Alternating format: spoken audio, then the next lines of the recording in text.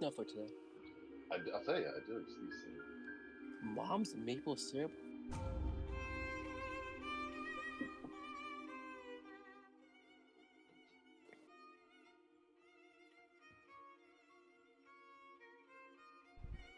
Well, hello. Welcome Oh, to an evening, a special Friday night party edition of the Bonded by Horror show, live Yeah. on twitch.tv/Scrooge Champ, which is where I think you're seeing us right now. This is the Impossible. Bonded by Horror show.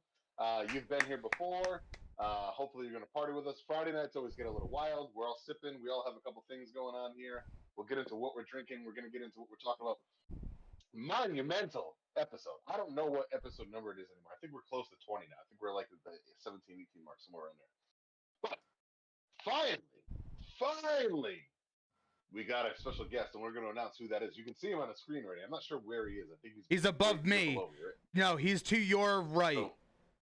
so is my left. So this Nope, way. nope. You're he's right no, here. you're left. Sorry. My left? Yes. Who's left? You're left of me. Yes. I love Steve, yes. I'm gonna have to start putting this on my phone. So There we go. See, you're right. We all nailed it. So like this, okay. So we went up to Brady Bunch when we were looking down and trying to find Alice. All right. What? His name is Eddie. Brady by Whoa. horror. Oh, like that fucking meme from Barney when that little kid is like, oh, looking at the fucking butterfly. Anyways, all right, hey, Why am I you smelling? fucking know who. Bonded by Horror show. I'm Eddie Vegas. Wherever Joe is tonight, fucking go for it, buddy. I'm JC Walsh. Do I talk about my beer now or later? What am I doing? Once we get the Let's wait. announcement, Yeah, let's let's get hear- Javier out I'm first. JC Walsh. Next. I am Ben, aka Scrooge Tongue. and our special motherfucking guest, my brother from my other fucking show. Go for it, dude. And I'm Steve, aka Fork Tongue from Nailed it. Cobras. Right there. Fucking nailed Fork it. tongue or pitchfork? Fuck yeah. Oh, look at that. I'm clever, too. We're gonna reel that back in. We're gonna reel that back in. Three dudes and my brother from Three Dudes and Cobras podcast is joining us. He is our very first guest here. The other two guys from this show have both been guests on that show. So Steve is very familiar with Yeah, the fellas damn here. right. This is the first time we're adding a fourth person. I'll tell you, my brain goes, oh, you can do more than four. We can probably have four. But I don't think we can even handle three sometimes. But four is probably going to be where we cap out because fuck it. But we're going to have a fun night tonight. Name a more ambitious crossover. Yep, it's a nice crossover, and we'll do this next time. Joe's up from he's smoking a cigar. No, I know he is. I was looking at Scroogey Boy. Oh, that's a little Prowler, boys. That's Prowler. That is one of my favorite He said- scenes, which I posted today, by the way, in this movie.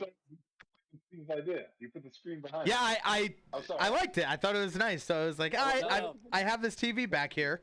Oh, that's That the is best good. kill in the movie right there. I definitely Thank want to know you. when we get to our drinking. I want to know what he's smoking because we're fellow cigar people. So I don't have a screen behind me, but I have that sick hyena print right there. Steve, I don't know if you've ever seen that or not. I don't think you've ever seen my office. Now, So Well, literally out my window, I think it's my alright. window in front of me is my deck. So like that window that you look at, I'm always pointing at, this is the roof. Yeah. That's a hyena. That's that Ben Ramallah that's painted it. So it's all the black is print, but if you get up close to it, there's actual blood dropped like in the teardrop and everything else and signed in blood. The lead singer Rob Excuse Lynn, me. it's got his blood all over it, which is pretty dope. cool. I think I've seen that. I think I've seen that logo before, but that's cool. Yeah, so it's kind of he hand numbers them and he signs them all, but that's what that is. So if you guys ever wonder what that is, that's what that is. And then I had Yeah, books. I don't know. You you're have up stairs. Here. You're over here somewhere. I don't know. Sounds I like cute. wrestling shit. Doesn't really matter. But anyways, hey, fuck all that. Doesn't matter. We don't need to give a fucking detailed. Steve's over my house. He's gonna be here tomorrow. So here's what we're watching tonight. We are watching The Prowler, which is a fucking slasher classic, which I've heard a ton about. Never seen it. None of us have ever seen it, Nope. except for Steve. Nope. Our friend Gary's It's- favorite movie. Yeah, I was thinking about him the entire time. One of the dudes, one of the often guests, not permanent members, because you can He's only have the- 3 dudes He's with the the cold fourth brews. dude that tries to be the third dude or some shit. He used to be the fourth dude, but now It's my Gary turn to doesn't talk come shit around about anymore. Yeah, we don't see him as much, but maybe we'll have Yeah. to send him a Yeah, and he's be like, "Come on, absent. motherfucker." He bought some headphones and never showed back up. Bought those headphones. Whatever. He busts these balls about this movie. He says this is like the worst movie of all time. Steve never, as far as I know, never said that it was the best movie of all time. But as far as the And you know slasher what? goes, we're gonna I'll get let into you what we think know if later I on. agree or disagree later. Yeah, we're gonna give our final. Oh, early. I'm gonna come up with during the show. We do a 1 out of 10 scale here, Steve. If you didn't know, I come up with a typically like a funny thing or I try to come up with something from the movie, and we rate it based off of that, right? So Yeah, we have can use the decimal system here too, like ours. We have some really good bits on the show, like that, or like Scrooge Tongue. That was a pretty popular bit, or phones versus telescopes. Yeah, we get a lot of saying. crazy. Freddy versus rants Jason is and the greatest horror movie of all time. That's a pretty debates. that's a popular one. We will be addressing that at some point. There's no need to address the best.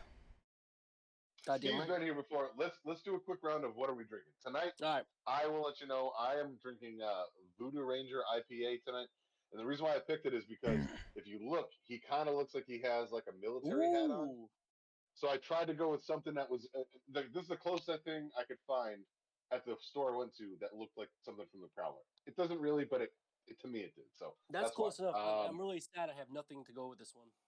Joe, what are you drinking tonight? So I am knocking back my usual pumpkin, but this is a weird one, right? This is a maple baking, blah, blah, blah, blah. Hello, maple bacon. Maple baking. It's got bacon soda in it. A maple bacon pumpkin spice red ale. No. It's not bad.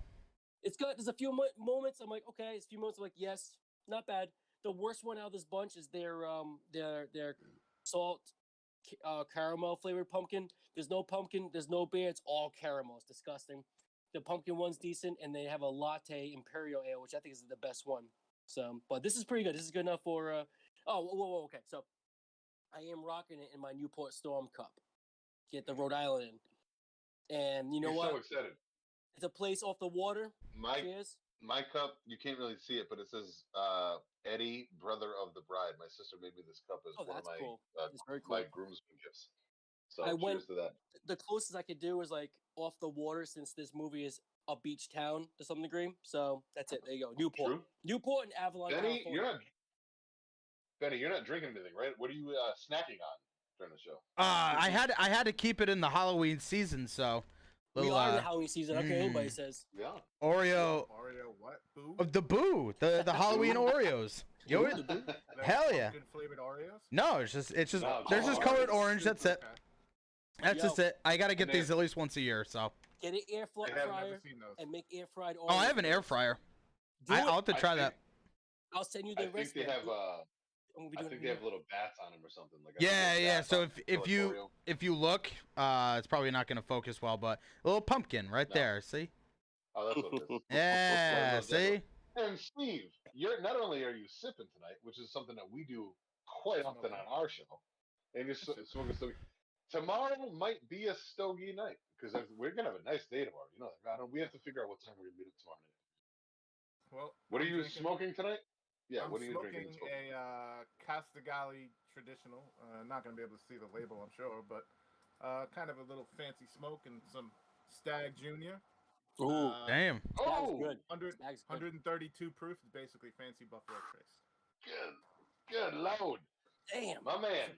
Good load. That's a lot of proof. Yeah. Oh, and by the end of tonight, we will get at least one Randy professionally done in honor of Joe's book from Steve. Oh, I don't know where we got from Steve. If I don't remember, Well, I'll remember. So brain's going. I hear from you, but I don't remember hearing from Steve. We haven't released it yet, but he's the one who created the Randy. The voice originator. Oh, he's the originator. Oh shit. Yeah, that's all Steve. Listen, I was quite drunk that night. Good for you.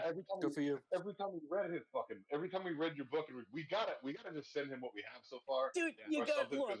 Who knows when we finish it? It's a fun first book, but it's nothing perfect. You gotta be drunk to read that thing. No, that's not it. No, the way we do it, because of our show, Three Dudes and Yeah, I Cold know. Brews, we get hammered often.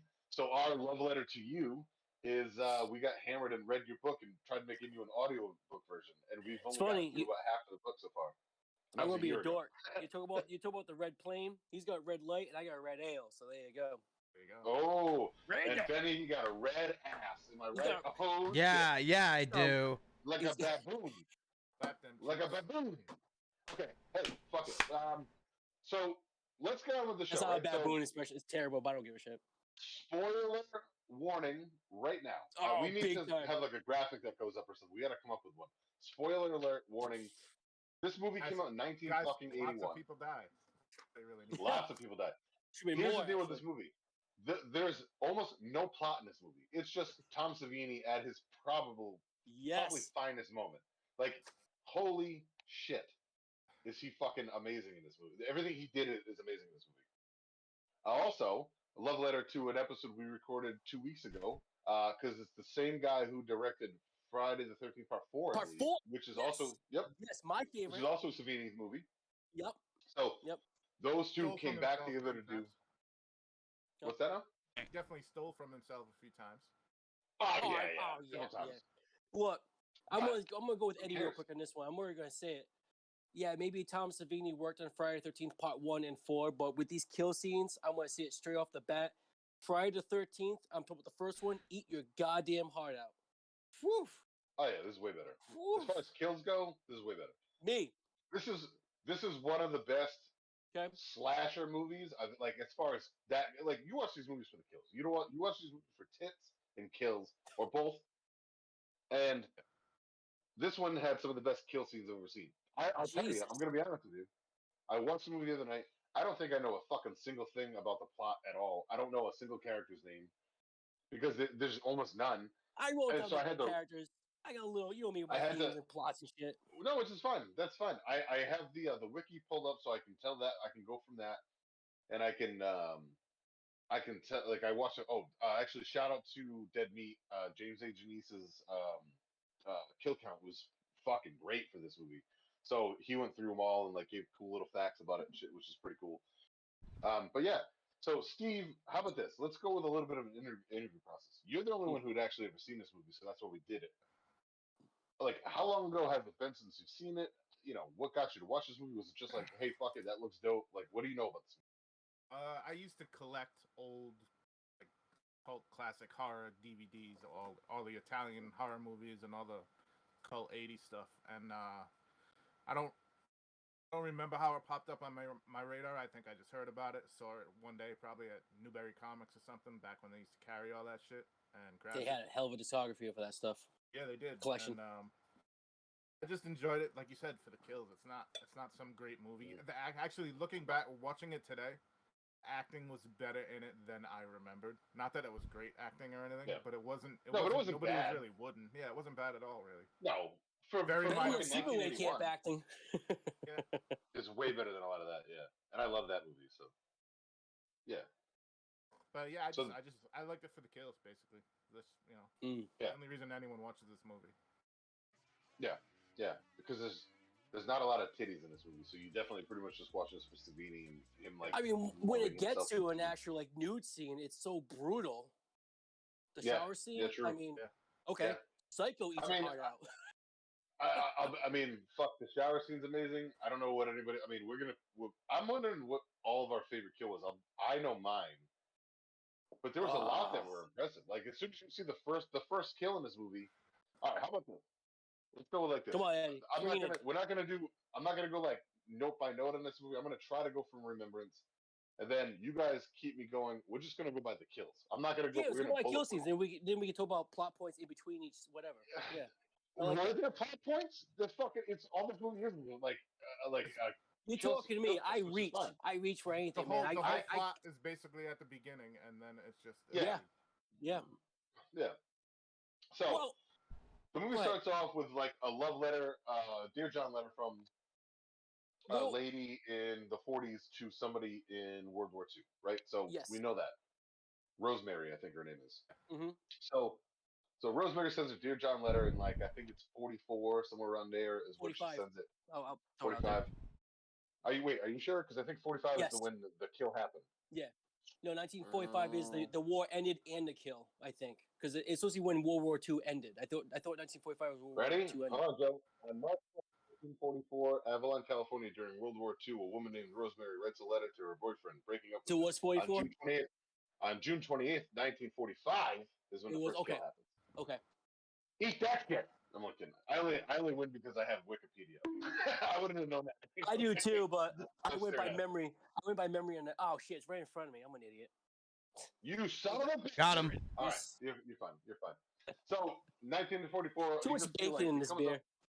You're good. It comes up. Yeah, too much baking soda.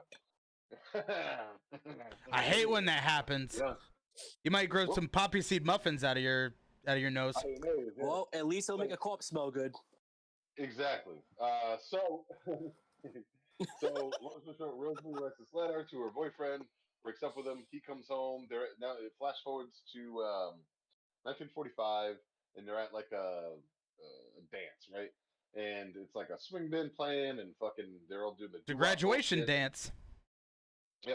And this rich dickhead is talking about how like this girl shouldn't be Roy. Yeah, Roy. Yeah, fuck Roy. What a dickhead. She should. His girlfriend shouldn't be thinking about her old boyfriend because he's got far more money. His daddy has far more money. I wanted this guy to die so bad. Like, I wanted this fucking guy to die. Oh, and he does. Oh, he do. He's super due. Dude. Oh, he do that. Yeah, he do eat your heart out. Yeah. And yeah, fuck your spear or whatever.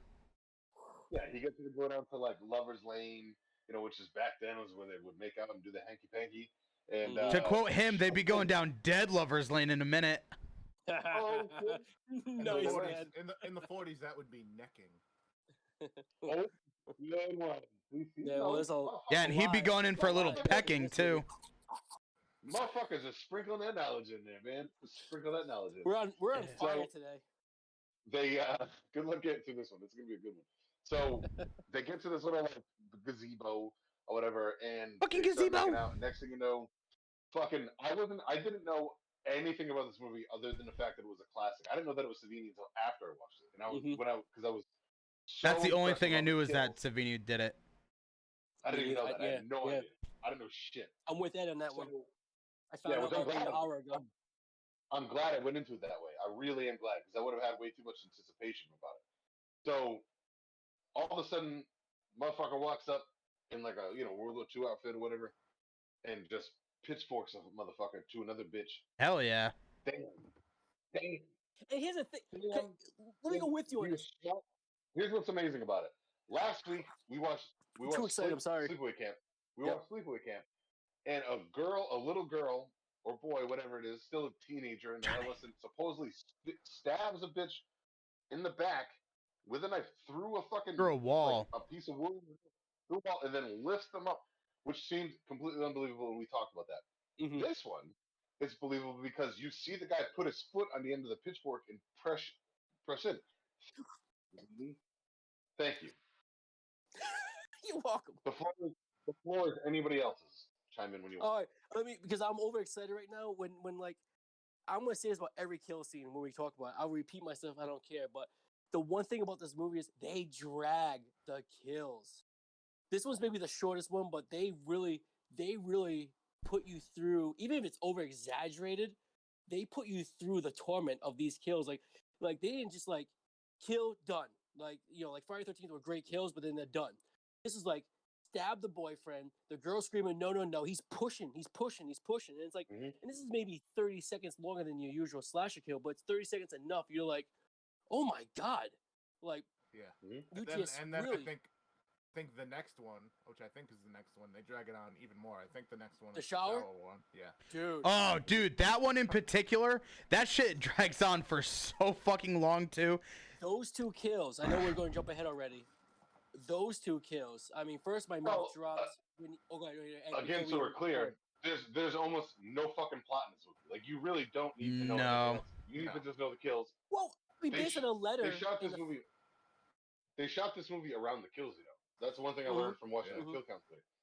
Because the kills sometimes will take over a day to film. I mean, you don't really need to plot all the freaking time. You don't need that bullshit. No, just like You're welcome. People die. Yeah, You man. know, the plot ruined Halloween. I don't want to know all that shit. Which one? Anything after like 2. I don't know which one is Busta Rhymes in it. There's no plot. The 2018 cult with the little tattoo and all that shit. Like, I don't yes. need to know Yeah, fuck all that. Rob Zombie still, and I love. Here's the thing, I love all those, but I agree. You don't need a. I agree. I get it. It You know, didn't ruin the best Halloween, which is Halloween 3: Season of the Witch. So you're welcome. But continue on. That's the best one. I don't give a fuck. I get where Steve's going with that because when you have movies like Halloween, there's like that essence. You know, Halloween, even Prowler, you don't really need. And Prowler has there is a motive in Prowler. There's no motive in Halloween, but neither one has a plot. You know, the scariest movie, in my opinion, in the last 20 years, realistically, the truthfully scariest movie in the last 20 years was The Strangers. You know what? You know why that movie was so scary? Because you don't know why they're doing it. They just kill. Yeah. And you never see them. They never give you a motive, other than the best and the most haunting scene in that movie is when they said, "Why are you doing?" When Liv Tyler says, "Why are you doing this?" She says, "Because you were there." Because you were home. I will be straight up. I love the second one because it's more slasher. I love the second one. I've never even seen it, but dude, I've heard that it's good. It's good. Yeah, I'll watch it eventually. The point being is, you don't always need to know every single thing. Because that's real life. You don't know in real life either. Fuck yeah. Hey, I want to know the plot device. That guy just killed this woman when we hear about on News 10. You know. Why did Ted Bundy really kill her? He was a super smart guy. We still don't know. I mean, we can have every. We have no idea. Because he's a cool guy. We have every FBI agent analyze these people, but you still don't really know. It's just analyzation. It's a psychosis. But is it a plot device? No, it's real life. No. So when you put that towards a movie like this or movies like these in general, fuck it. Just shut the fuck up, slam popcorn in the back of your fucking mouth, and enjoy. And that's it. And if you're doing it right, could you imagine how bad? Could you imagine how bad this movie would be if they went to a flashback of what the guy's been doing for the last 40 years? And it's that would be bad.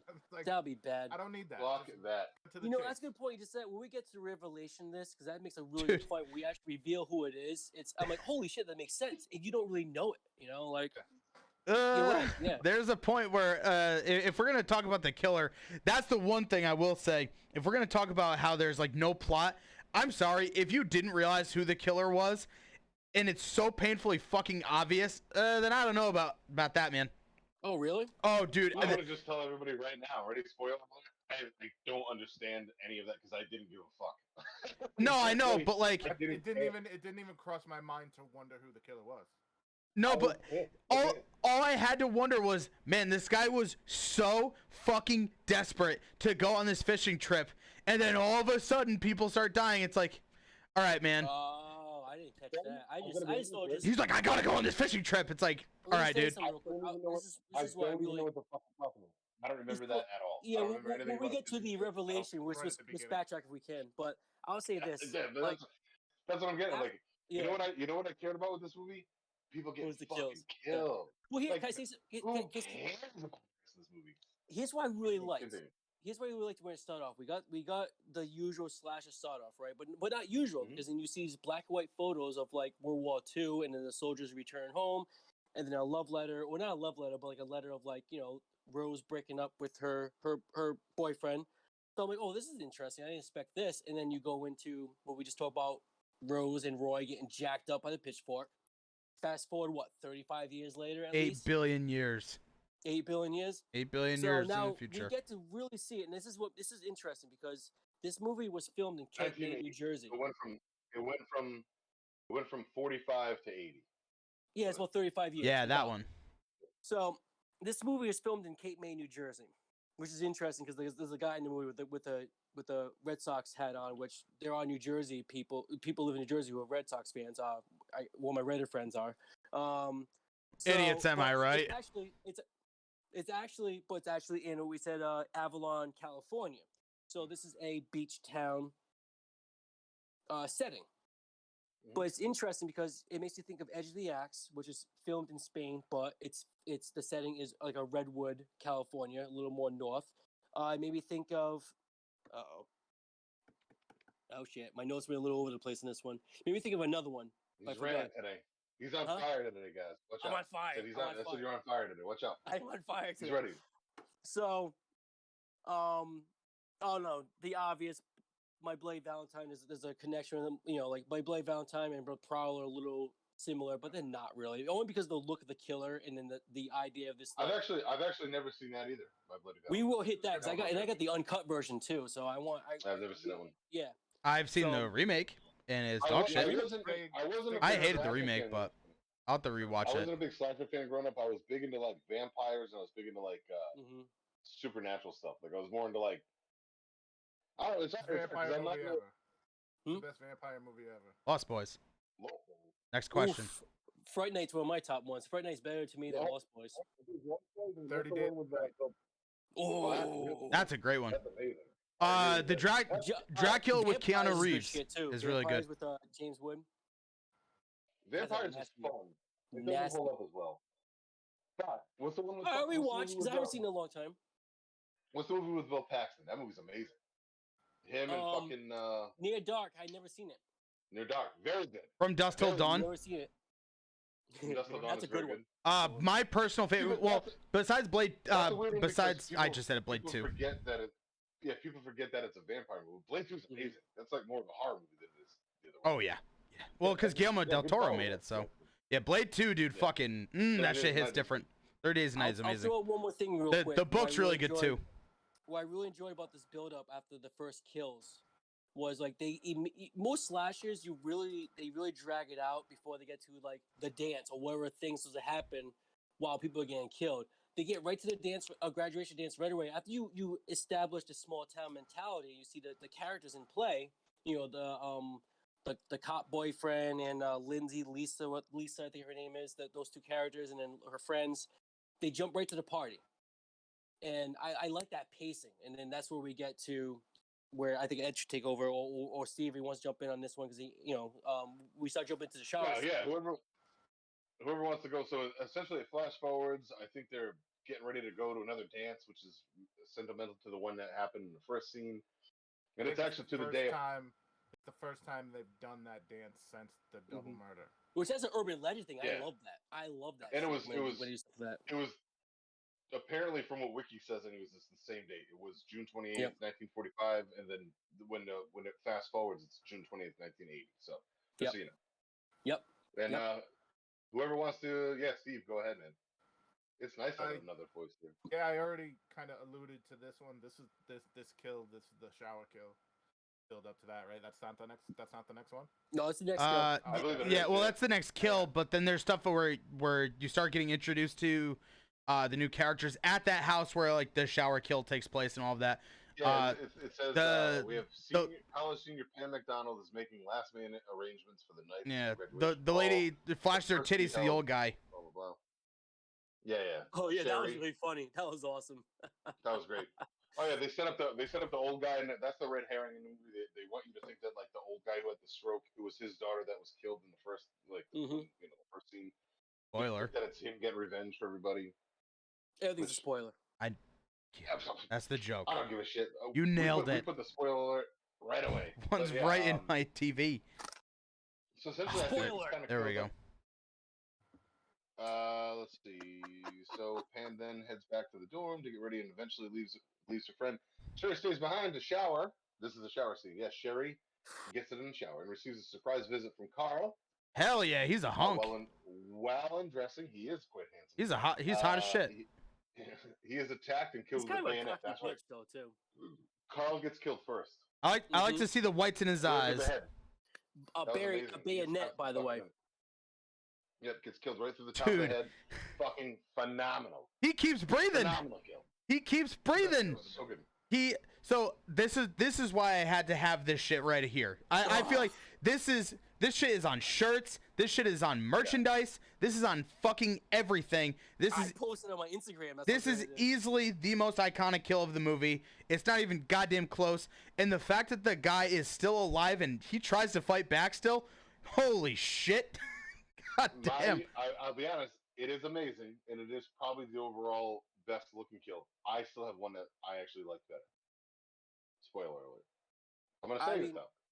When we got So there's a just because of golden the chainsaw for you that's different. A little bit different. A little bit different. Close. Dude. This is clearly the best.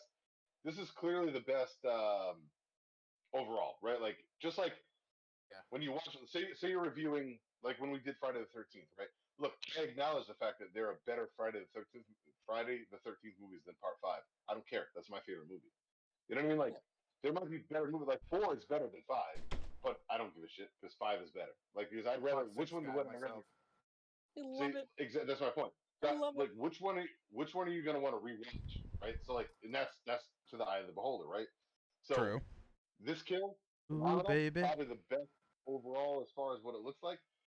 I have one that I actually thought looked more wild, and I don't know how the fuck they did it. I think I know which one you're talking about.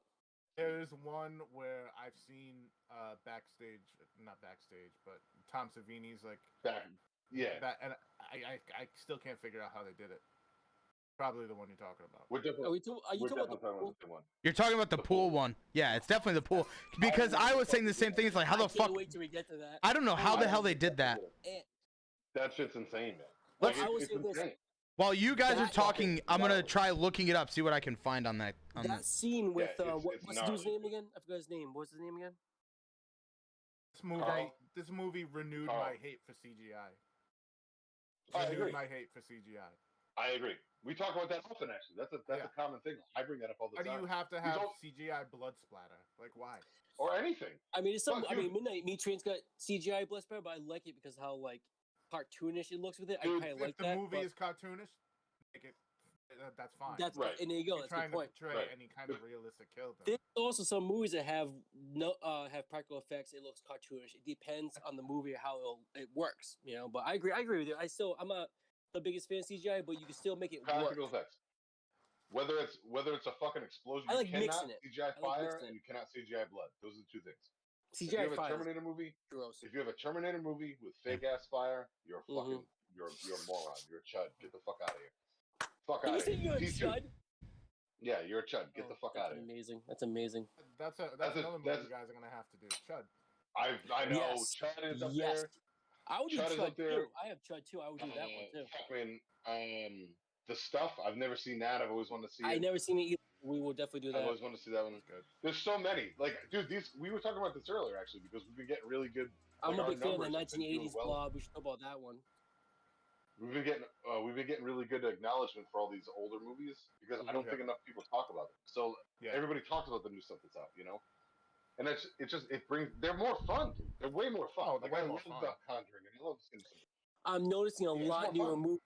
A lot of newer movies have started to bring that back, just more modernized. I think we're going to see a very interesting thing with horror lately. It's going to be a very interesting change. With that turn it form of away escapism. Super serious, like fucking. Yeah, and it's okay to have those. We should have those, but we still need that. We still need a lot of that fun '80s. See, here's the thing. You know? You're gonna have your A24 movies like Hereditary. Yep. Here's the thing why Hereditary works. There's no CGI. It's all practical. When they have people floating, they actually had people floating. Like if they had somebody walking across the ceiling, they were wired up and walked across the ceiling. Like the reason why that looks good is because it's real. So Hereditary is probably the best overall horror movie probably in the last 30 years, realistically, or up there. It's up to top 5, if not top 3. It's phenomenal. But fuck all that. It's because it's practical, right? So like it looks. Same thing with Midsommar. Midsommar, most of that movie's practical. Like all the kills. I still haven't seen that one. So I would love to hear your thoughts on it because that was debatable. We see all three of our reactions. It's a highlight of it's quite a. Well, I mean, it's spoilers too, though. It's a polarizing movie in the horror community in general because there are people that love it, like kind of like The Witch. Like I love The Witch, and a lot of people don't. It's like that. It's real slow, but if you watch it visually, it's fucking stunning. There's shit going on all over the place, but it's super slow. Like it's very slow, and it's odd for a horror movie because it's during the daytime almost all the time. It's bright. It's very very bright. So when you watch it, it kind of fucks with you a little bit because you're like nothing. Like an hour goes by and nothing happens as far as kill wise. Like this movie is like kill, talk, kill, talk, kill. Like it's just plot points to get to another big kill scene. So if you're a slasher fan, Hereditary is not for you. If you're a fucking horror fan, You might like it. But I mean, like, I also love Mandy. So take your pills how you want. Because like you had that debate on You our ripped my shirt. You ripped my yeah, favorite shirt. Great line. we talked horror movies plenty on another show. It's a goblin. We've done a lot of Cheddar Goblin's great. Anyway, so continuing on with this, so Carl gets it in the fucking head. One of the best kill scenes probably of all time. I agree with you. Who was gonna freaked out when his eyes rolled in his head? That was pretty. That was what put it over the top. They sat on it, and I agree. It almost looks like he takes a breath in, and then his eyes kind of bug out a little bit. Start coming out. Yeah, it's amazing. The whole scene is amazing. So kudos to the best kill scene in the movie. Not my favorite. The best kill scene, yes, I agree with you guys, 100%. It's fucking insane. It's so good, and it looks phenomenal because there's real arms floating around. Because that dude was really sitting in front of the fucking dummy that was getting stabbed in the head. So it's really his hands too. So Carl gets it, and then let's see here. While undressing, while he's trying to get it in, and then she's off in the fucking shower, and next thing you know, the old pitchfork to the belly. That scene was great too. What the fuck? It was great. There is a scene like that in a Friday the 13th too, right? With the fucking, but they don't show it like that. They don't go. Not like that. They don't keep on it. Yeah. So, not like no that. way. So what's so amazing about this movie is the long, drawn out kill scenes. Like how long you just are stuck sitting and watching this dude like keep on, like he keeps pushing pressure. Normally you'll see it stab and force feeding you. Yeah. Like Friday movies, because a lot of those got butchered by the MPAA, so like that's not their fault. They were really like scrutinized at a certain point, so they would have to like overshoot stuff to try to like get some of what they wanted to keep. Especially the newer ones, unfortunately, or later ones. Well, I mean, realistic anything after part 4, everything after part 4 got scrutinized. If even 5 was still brutal, but not even 5 got hit hard too. They had to put extra kills in that movie. Actually, I watched it. James and Janice talked about that today. The meat guy. He talked about that one where apparently Violet's killed the girl who dances to Pseudo Echo. Her kill looks kind of like she just gets stabbed. Like it looks like a bullshit dummy with like a pillow getting stabbed in the stomach. Apparently, her original kill scene, she got stabbed in the. She got stabbed in the cooter and then fucking pulled up. Yeah, Jason. Oh, is that? Yeah. Scene? Oh, kill dude. In the video game. But that was in the midst of all the video nasty stuff and all that crap, right? Yeah. Yes. I think so. We went from Satanic Panic to video nasties in the 80s, man. This was wild. Yep. And then at the same time, you had this stuff. Metal music getting, with D. Snyder and all that shit. I think that was going around at the same time too. Ooh, speaking of which, we should talk about Strangeland one day. That's another good one. Yes. I'd love to. Strangeland is a great movie. Shout out Captain Howdy. So that movie, I would have to have Ray on for that one because that's near and dear to me and Ray. That's a big one for me and him. So we got to get him on. Actually, didn't he talk to you about that? Ben, like, didn't he say something about wanting to come on? Yeah. Wild that Ray would want to do this. Yeah, the only time me and him have ever talked about this, he said Strangeland. And then he was yeah, my wrestler name was Captain Howdy, and it's like, yes, Ray, I know. Yeah, he wrestled one match only. So did Joe. Joe wrestled one match. Me and Big Dan. Yep, Big Dan. I have that footage somewhere. That was wild. Yep. Jesus. So the shower scene happens. Then it kind of cuts to the dance, and Pam is Pam leads. Comes back to Mark. Apparently, motions him over. Walks towards her. Lisa asks him to dance. They kind of fight over Mark. Apparently, and then that was weird. Because they never really I know the whole argument is, oh well, why are we talking about plot in this movie when the whole thing is about kills? But you still gotta at least mention it because it's just weird that it's like, oh, they're having this weird thing where they fight over Mark and then it's just never brought up again. I'll go with Ben on that because there's some moments in this movie you're like, wait a minute, they didn't bring this part back up. You don't really need. There's some drama, you're like, whatever, but you didn't bring that part up. What the hell happened to the kid in the cellar? You got the two nerds making out in the basement. They never got killed. They had a peeper. That was gross. Yeah, so they had a peeper, but that one, I was, well, you just mentioned it, so I'm gonna talk about it really quick. So they did the peeper thing. So that clearly was meant to be a red herring, right? Another red herring, right? That's all it was. It was just there, just be a red herring because the girl, she's like, oh, I keep hearing things, and then all it turns out to be was just a peeper just staring at, but the kid said, "Peep, peep." The kid said, "Oh well, nobody knows how to get down here. Nobody knows how to get down here." But then, you know.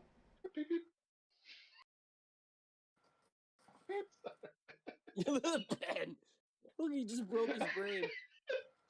Wait, you've never seen Ben? Yes, I know exactly. Yes, God damn it. Peeper here. He's wearing stockings over his head. Dude, all right. We're not going to go in the rabbit hole. Keep going. I actually... fucking Married with Children show. We'll do every episode. Well, podcast is devoted to Married with Children? Wait, yeah, Steve, are we going to start a fucking third show where all we talk about is Al Bundy? I'm fucking motherfucker. I'm down. Can we start our own group? Can we start a fucking arm chapter of No Man? Holy shit. Motherfucker, you just signed me up. All right. We'll talk about that tomorrow. Yeah, so Ben, go ahead. I had a piece, so you guys can talk about I actually, Joe, what was the last thing I said? Because all I could hear is two stupid fat chickens above me saying peep. We're talking about the plot hole. You never see the peeper again. Oh, yes. Thank you. So it's like... I mean, the peeper's later on in the movie, but like where everyone's going with was like more like this weird confrontation it's just with like... these weird plot holes that like either just never get addressed or like just randomly pop up again, because you had ones that like at the convenience store where the guy's in the background and he's acting all creepy and the clerk is like, "You get the fuck out of here." And they're clearly trying to do this to swerve away from the fact. Spoiler alert, guys. Joe, want to hold up the sign for me really quick? This is dead air, and I'm really glad for all our Spotify listeners. There we go. You nailed it. You did it perfectly, actually. I could read everything. Anyway, my handwriting shit. Sure, but no. So, they're trying to swerve from the fact that it's clearly the police chief. They could have made that shit so more obvious. Really, dude? The guy was like, I gotta go on this. 11:30 at night. It never happens. I gotta go on this fishing trip today. Dude, he was that guy was so fucking desperate to he was up to two things. People like to fish. Yeah, not that desperate to go out to fish. Like I said, he's doing one of two things. Either A, trying to murder a bunch of kids, or trying to cheat on his wife. One of the two things happened to be right in the movie. Ooh, with all the plot holes, he could have went to cheat on his wife. No. Fuck you. Granted, they did do that a lot though. They did it again with the Major when that girl's running away and he grabs her. Yep. Yeah. Why? At his house. They never see him, and then he never comes up. And then he never shows up. They break into his house to try to confront him about it. He's not there, so they just dip, and like they just leave. So it's like, why? Then why was the Major there in the alley? They found out the Major's daughter was Rosemary. That's awesome. That's super cool, but that doesn't explain why he's in the back alley pulling on a girl's dress and being like, "Ha ha." He's in a wheelchair too. Yes. And then he disappears. The Prowler never gets him or anything. One problem I had with this movie. There's a lot of weird, random shit in this movie. Yes. Like, what? And maybe that's what killed my brain last night. Why I couldn't because I had to, after I finished watching it today, I had to rewind. I'm like, wait, what the fuck happened here? What happened here? Well, I'm doing my notes. I'm like, right. What? I had to rewind. I'm like, so if I have to compare this. That's another thing I tend to do sometimes here is I'll try to compare things to other things. I don't know why I do it, just happens. But I kept thinking about Maniac because you get really good long drawn out kills in Maniac also, and then sometimes you get that weird. Maniac's almost perfect to me. I agree. Really close, perfect. I gave that shit. I think I gave that a lower score, but I really like it for what it did, mainly because you got that awesome Tom Savini kill with the shotgun. Yeah, the porn stash. Disco Boy. Also a Savini movie. Yeah, Maniac's also a Savini movie, so that's why. That's what I'm saying. But you get these. So like same thing. You get those all those long drawn out kills, just like in Prowler. So that's why I was like, oh, in Savini it makes sense. But like, oh, dude, sometimes these weird fucking plot hole weird scenes just either like took away from this for me or added to it, because I actually thought the Major thing, as weird as it was, I thought it was kind of funny because again, like that definitely was to try to draw you away from again the fucking the police chief. Which, by the way, that was fucking perfect. Holy shit, that was the best ending. Gotta love the ending to this movie. We're getting that a little bit. What do you think? What do you think, Steve? Where are you at? Where are we at? Where are you at? Like, does that make sense? Are you disagreeing with me, or are you? As far as what? But Disagreeing with? so like the weird, like No, I agree. There's a bunch of those. like the weird shit that they'll like throw in for no reason. I feel like they were almost like throwing extra shit in to make the movie a little bit longer because it was only an hour and a half. That's true too. It's kind of what it felt like. It was like, oh, just we only have an hour and 15 minutes worth of movie. Let's just do a bunch of random shit, yeah, like that. Get it to an hour and a half. So instead of wasting time with these weird, like, side plots to make you think whatever, couldn't they just killed a couple more people? Yeah, I mean there was Because- only what 7 or 8 kills. There's 7. Yeah, it wasn't. I think. Here's the thing, and I'll say it again later on when we get to it. It started off really fast paced. So you just like kill. When that gets back here, we'll start getting to the other kills. It's weird that And it then there's a moment- slows. And then it just No, you're definitely right. It did. Yeah, I can hear you. In the middle. Yeah, you're good. You can keep on going. I can hear you. That's another reason why it's nice to be a third person. this You're is good. so fucking weird. So That's how it is Like, it with me starts too. off I like can always hear you guys. you're hit with the beginning. You're hit with like the Rosemary and Roy getting killed. You're hit with this crazy insane what the fuck's his name? The dude that got the bayonet in the head. I forgot his name. Oh, I Already. don't know. I don't know any of their names. I wrote it Bayonet down. head guy, dude. That's with me. If you Carl, sure. If you try Carl, to ask like, me any name of a Carl character, in the shower scene. I know wrote them all Mark. down, but now my brain's getting like brain fog, bear fog. But like Carl when he got jacked up, and in the shower scene she got jacked up. So then like you got these weird little plot points, and again I still like the fact you're already in the dance. You're not getting dragged out in the dance, and then I think before we get to the pool scene is when Linda, fuck me, I think it's Lisa, the blonde that's going on with Mark. Lisa Linda, fuck me. Yeah, she's going with. yeah, that's her last name. Linda, fuck me. It's the shower girl, actually. She's going out with the cop Mark. There he is. Lisa Linda, fuck me, huh? All right. Her whole scene when she encounters the Prowler was pretty intense. That scene was pretty good. And then you get to see his full getup. Now I gotta say one thing: when you see before the kills even start, Is that the main girl? yeah. He chases yeah. her for a while. Yeah. Yeah, that's a good scene right there. I Some of bet the chases later on not that good, but that was really Pam, good. Pam is the name girl, isn't it? The blonde girl, isn't that Pam? Isn't that Pam? Pam, that's it. Fuck, what the fuck? Pam. No, Lisa was the pool chick. Not Yeah. Linda Lovelace, fuck me or whatever the fuck. No, Linda, no, fuck me. That's just typical JC making Lisa shit Linda. up as usual. Lisa Linda, fuck me. That's gonna be my. This is typical me. That's gonna be my new wrestler name if I ever come back. Linda, fuck me.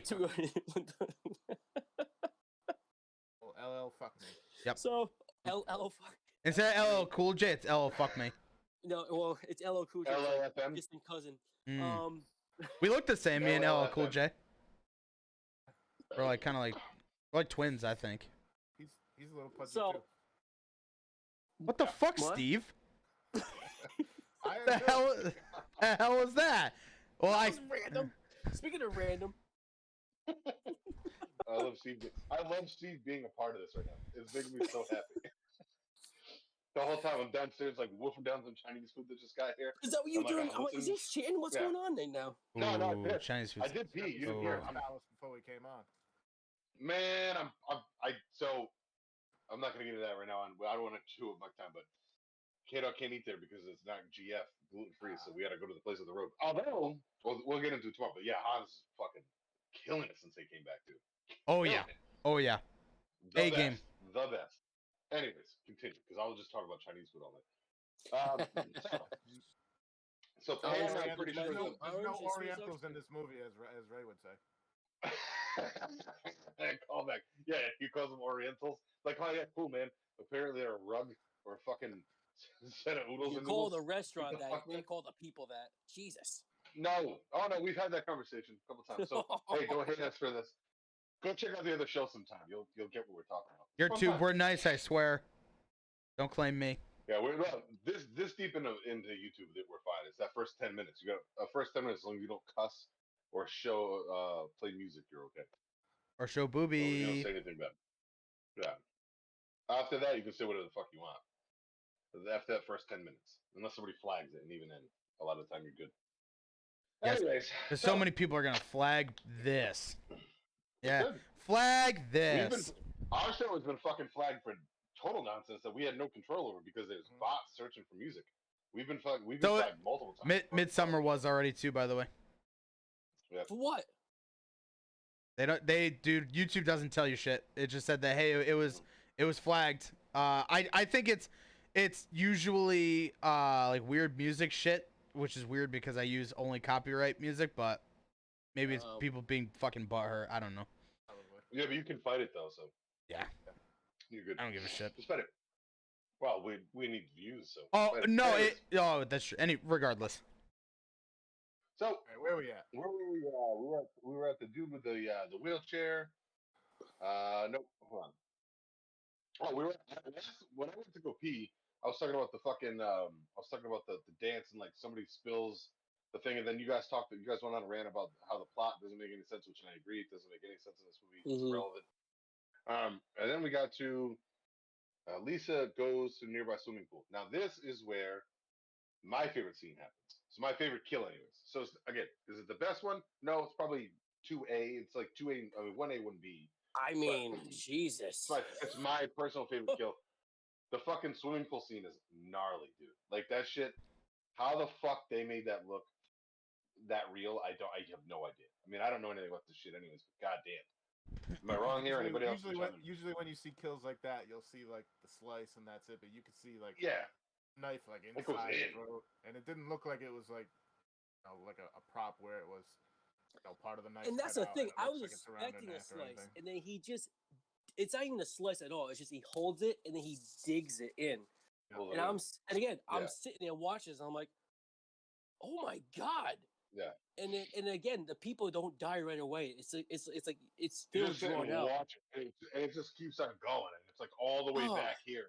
Her fucking neck is half cut off. I mean, her head is half cut off, and like, dude, it's perfect. And then you see like the fucking blood, like the shot from underneath the water looking up at her, and it's that's the good shot for me. Was like, dude, and it just keeps sitting there, dude, and like the blood keeps like slowly coming out, and it's good, man. That's some good shit right there.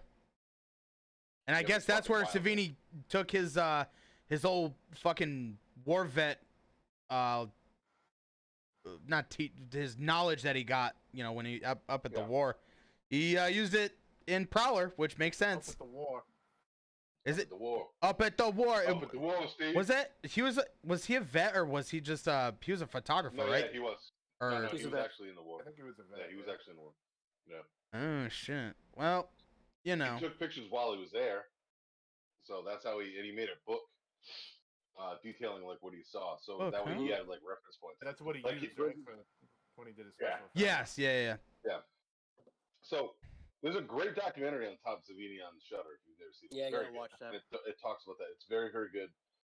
It talks about how like he was as far as I understand, he was the first special effects guy to add green to blood, because if you actually ever watch blood dry, it's not vibrant red like everybody makes it out to be in the movies. It comes out that way because when oxygen hits it, but that's not what it looks like when it's like in there. You know what I mean? So it's as it coagulates and sits, it turns more brown. Like once that, it's just like because there's iron in our blood, so there's like almost like a hint. Magneto of rust taught me that. So, yeah, that's true. That and the fact that we have a thing called iron in our blood. But no, Magneto taught me it. Iron Man 2. Look it up.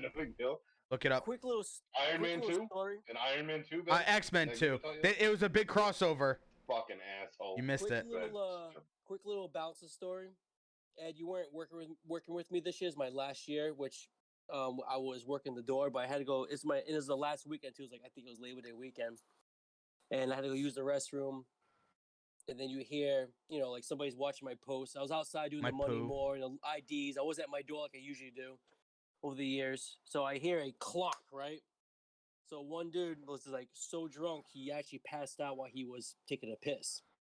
Hit his head right in the toilet. I was able to get in there.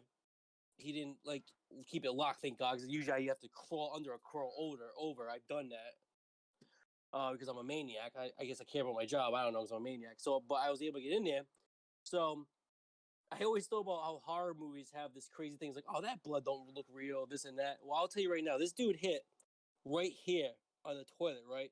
Just this little gash. And that sucker was leaking like a floodgate. And it wasn't even like red. Because they had alcohol. No, it's because they had alcohol in his pink. So it's just it was pink. It looked like fake movie blood. And I was like, what? It was the strangest thing I've ever seen in my life working at that place. And anything with blood, it was wild. Steve can attest to this. So again, when blood comes out, if you're like, so with wrestling, when you blade, you take aspirin. That's an old trick. Like, so when the guys blade, they'll jab themselves like under their hairline, right? Yep. And fucking so you can't see it coming out right away, and they just jab. They'll stick it like you. Steve knows what I'm talking about. They don't cut. They just pop like that. Like that's when they lay down and go like that. They take a razor blade and they cut a little piece off it, tape it on their finger, and they just go boop. Yep, and just pop, and that's it. And they pop it real quick. But what they do beforehand is they'll take a bunch of aspirin because it's a blood thinner. So if you take a bunch of aspirin, your blood gets thin and it comes out and it pours because your blood's thinner. So that's what they do in wrestling. They're like Ric Flair, if you ever watch old matches of him and his fucking hair turns red and shit. Yep. That's why. So your blood does look like that. Dude. But what I'm talking about is like kill scenes where to make the blood look good on screen, Tom Savini adds green to it. Because if it's a kill scene where like he walks in and somebody's been dead for a while and it looks like it's kind of like gummy, it's because he adds stuff to it. So that's what I was getting with that. But yeah, no, you're right. Like if I've seen that a shitload of times. People fucking like split their head open. I've seen gnarly shit like that, and it does. I mean, it just fucking goes. Like you don't think it's gonna pour out like that, but it does. Especially from the head. Yeah, especially from the head. Wild. I agree. It's because your blood rushes to your head in general, and it really will. I mean, it'll just come out. Especially wrestlers, like that's why the fucking Crimson Mask. It's a real thing, man. Like, dude, look at fucking that chair shot that JBL gave to Eddie Guerrero that one time, and his fucking head just starts. When the whole fucking ring was covered in blood. Yes, dude, and he just starts pouring. It was so bad. Oh fuck! Look at fucking Stone Cold Bret Hart. Never a more iconic blood scene in a wrestling match ever. I've seen that. It's pouring out of his head, and Stone Cold. You can and see him doing it. He's like lifting himself up. Yeah, he's pressing his forehead together, so he's purposely squeezing it more. And he's like, the more he's moving, the more it's coming out because his heart's straining. He's trying to do a push up off the mat, which makes it come out faster. All these little tricks. Yep, to get his heart moving. Yeah, he's talked about that shit a ton. And like you always learn a little bit more, like on the podcast that he does, and he's. Hey, Tom Savini, take some fucking tips from Stone Cold. Yeah, some Stone Cold idiot. Yeah, fucking rookie. Yeah, dummy. Maybe horror movie motherfuckers should start blading. I remember this time I won't say a name, but somebody when I was doing wrestling. Oh, I mean, no, fuck it, Brother Puma, fucking rest in peace, buddy. Oh yeah. He came up to me. No. So it had to have been Bulletproof when it was Bulletproof in. I got 8 staples back here from Puma. Yeah, it was Born Blood and Bulletproof, and he comes up to me and goes, "Yo, bro, you juicing?" And I had never heard that term before in my life, and I'm like apple juice, and I was like, no, and I was like, no, what are you talking about? He's like, yo, blading, you're cutting, and I was like. No, and he holds up the little wrapped thing. He's like, oh, I got it right here if you need it. I'm like, nah, I think I'll pass. I was so fucking nervous because they had the barbed wire bat, and I was like, nah, I think I'll be cool. My excuse was high school the next day, but no, it's actually because I've never purposely. I've been busted open in matches, and I've definitely bled in on the mat, but I've never done it purposely. But yeah, it's always hard way. I've busted my elbows open. I've busted my head open. Right. The first time I ever heard about juicing or blading, cutting was from the late great Puma. Yep. It's amazing. Yeah, I'm going to get the cappuccino pumpkin. I'll be right back. Go for it. We had a little bit of a we started talking wrestling, which we knew was going to happen. We lose Joe for a minute. It's almost like it's what happens when he's gone. We fucking he's dude. Little dust trail went behind him like a cartoon. Yeah. So, but I mean, it is funny when you think about that. The parallels with like horror movies and wrestling, or like there are a lot. And you know, if the fact that we all know weird shit about bleeding because of wrestling, it is kind of funny. It's a weird parallel. And he's right. I mean, I've seen motherfuckers like do some wild shit with bouncing too, whether it's throwing up or bleeding on themselves or yeah. And then you gotta try to fucking handle them. It's just no fun. That's no fun. Yeah, it's no fun. Let's get back in because we're like halfway through the movie, and actually we're almost all the way through the movie. Yeah, I was about to say there's so much to talk about with yeah, it's just kills. So Excuse me. we get to Lisa getting her fucking throat cut in the pool. Right? Hell yeah. And then that's when they went out trying to find her, and they tried locking everybody in because they announced the fact that there was a Prowler, which I thought was actually pretty cool. I thought that was cute. The name of the movie. Yeah. There's a Prowler on the I campus. I like the foreign name better, Rosemary's Killer or something like that. I think it's yeah, Rosemary Killer, and he also had, I wrote that down too, Pitchfork Killer. The Pitchfork of Death. The Pitchfork of Death is a great name too. Sorry, thank you. Yep. And we got the Prowler. I'm here for you, buddy. I got this. Pitchfork. You're on this, baby. Tag team. Watch out for those pitchforks. Yeah, everybody's gonna save me from we go from there. Speech. So. Well, that goes into the woman. Is she a college professor or organizer? She goes looking for. Well, no. Here's the thing, real quick. In between, I gotta say this: when Paul, the drunk dude, gets thrown in the can by Mark, Lisa's boyfriend, which is like they allude to him getting maybe killed later. He never does. But I gotta say, I thought it was pretty cool. It was like when they were like, like booking him, and he goes, "Oh, what are you gonna do? Throw me in jail?" And then like Mark goes, "Hey, Pam, book him," and she giggles. I thought that was kind of funny. I got a chuckle out of the whole entire scene. I thought it was very authentic and very funny. Actually, very. It was very. It was probably the most well written, very funny, lighthearted scene in the entire movie. So I'm gonna just throw it out there. No, it's not. That was a really. I was like, oh my god, that's really funny. That was really kind of cute. But usually these kind of movies, you'll see a lot of that, like a little tongue-in-cheek, like that, but not really much in this one. Yeah, and then that one scene, I just got. It was a chuckle for me. It was kind of silly. It was like because there was like a friendship between these people. I'm gonna throw him in a can for being a drunk asshole. But at the same time, we're gonna make a little fun out of it, Yeah, and he was like, "What did he say?" He's like, "Oh, disturbing the peace or some shit." Yeah. So like I will say that too. Public intoxication. Public, yeah. The few times that they try to actually do humor, it works. Especially for like back in the day, it definitely worked. And then they hit us with that sweet joke. Can I get some? Can I get some deodorant? Yeah, no sweat. I didn't catch that either. Ed, did you even pay attention to the movie? I did, but none of this mattered. None of this mattered to me because all I cared about was the kills. But like, I'm telling you, and I'm normally dead on with this. Your score is fucking skewed. Then I need a recount. This is bullshit. This is bullshit. Also, I was just chuckling over there because when Joe said a chuckle for me, the way his Rhode Island, the more he drinks, the more his Rhode Island accent comes out. And there's a term. You know how like musicians have groupies, right? There's a term for ladies or ring rats for wrestling. There are terms for people that like follow popular people. In the comedian world, they're called chuckle fuckers. So when Joe said chuckle for me, I just started like I just started laughing at myself because all I heard was chuckle fucking. Like, it took me a second. I'm like, oh no, that's not what he's saying. Oh my god, that's really funny. Chuckle fucker. You're welcome. So yeah, I want to throw it in there before the college professor, whoever that lady was that went up and said, "Hey, we're gonna shut down. Nobody goes out," and then she goes to the pool. So yeah, I remember that, and then finds Lisa. That I remember. I remember like they try to keep everybody indoors, so that way because there's a Prowler on the loose or whatever. Like I remember all that stuff, but like all the weird stuff with like that weird goofy looking dude at like a convenience store, like. I didn't pay attention to a single word any of that was being said. It was irrelevant. It is left field. Like it was necessary.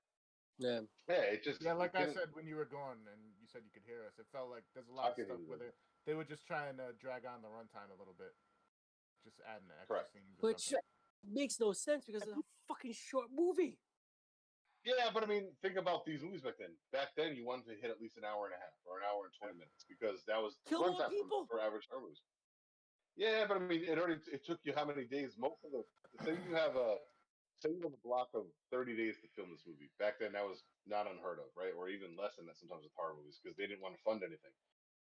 So Still say you have a going block kinda of 30 hard, days, you know? and 20 out of the 30 days is setting up kill scenes and then filming those kill scenes, and then you have 10 days left to do what? Try to get a plot out.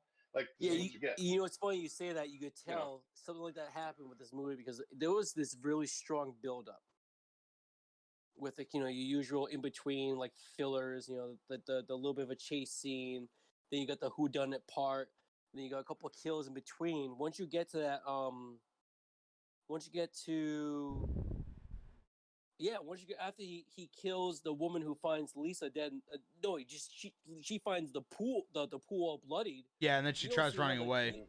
he tries running away. That's a very nasty kill. He's just digging the knife right in her throat. That was just, and again, drawn out. She's just making all these gagging sounds. I'm just like, and I rewatched it again only because of the fact that I lost track at one point. I rewatched again today. I'm just like, holy shit, man! Again, another dragged out just brutality. But then once you get done with that, it's just whatever plot they're trying to do, what they're trying to do. It that's what we said. It dropped after that. It kind of just The pacing was kind of weird. I don't know if they're trying to get you, do a haha get you moment, or they ran out of time, like Eddie said, or the rest didn't work for me as much as it should. You know, it just seemed like It just fucking went.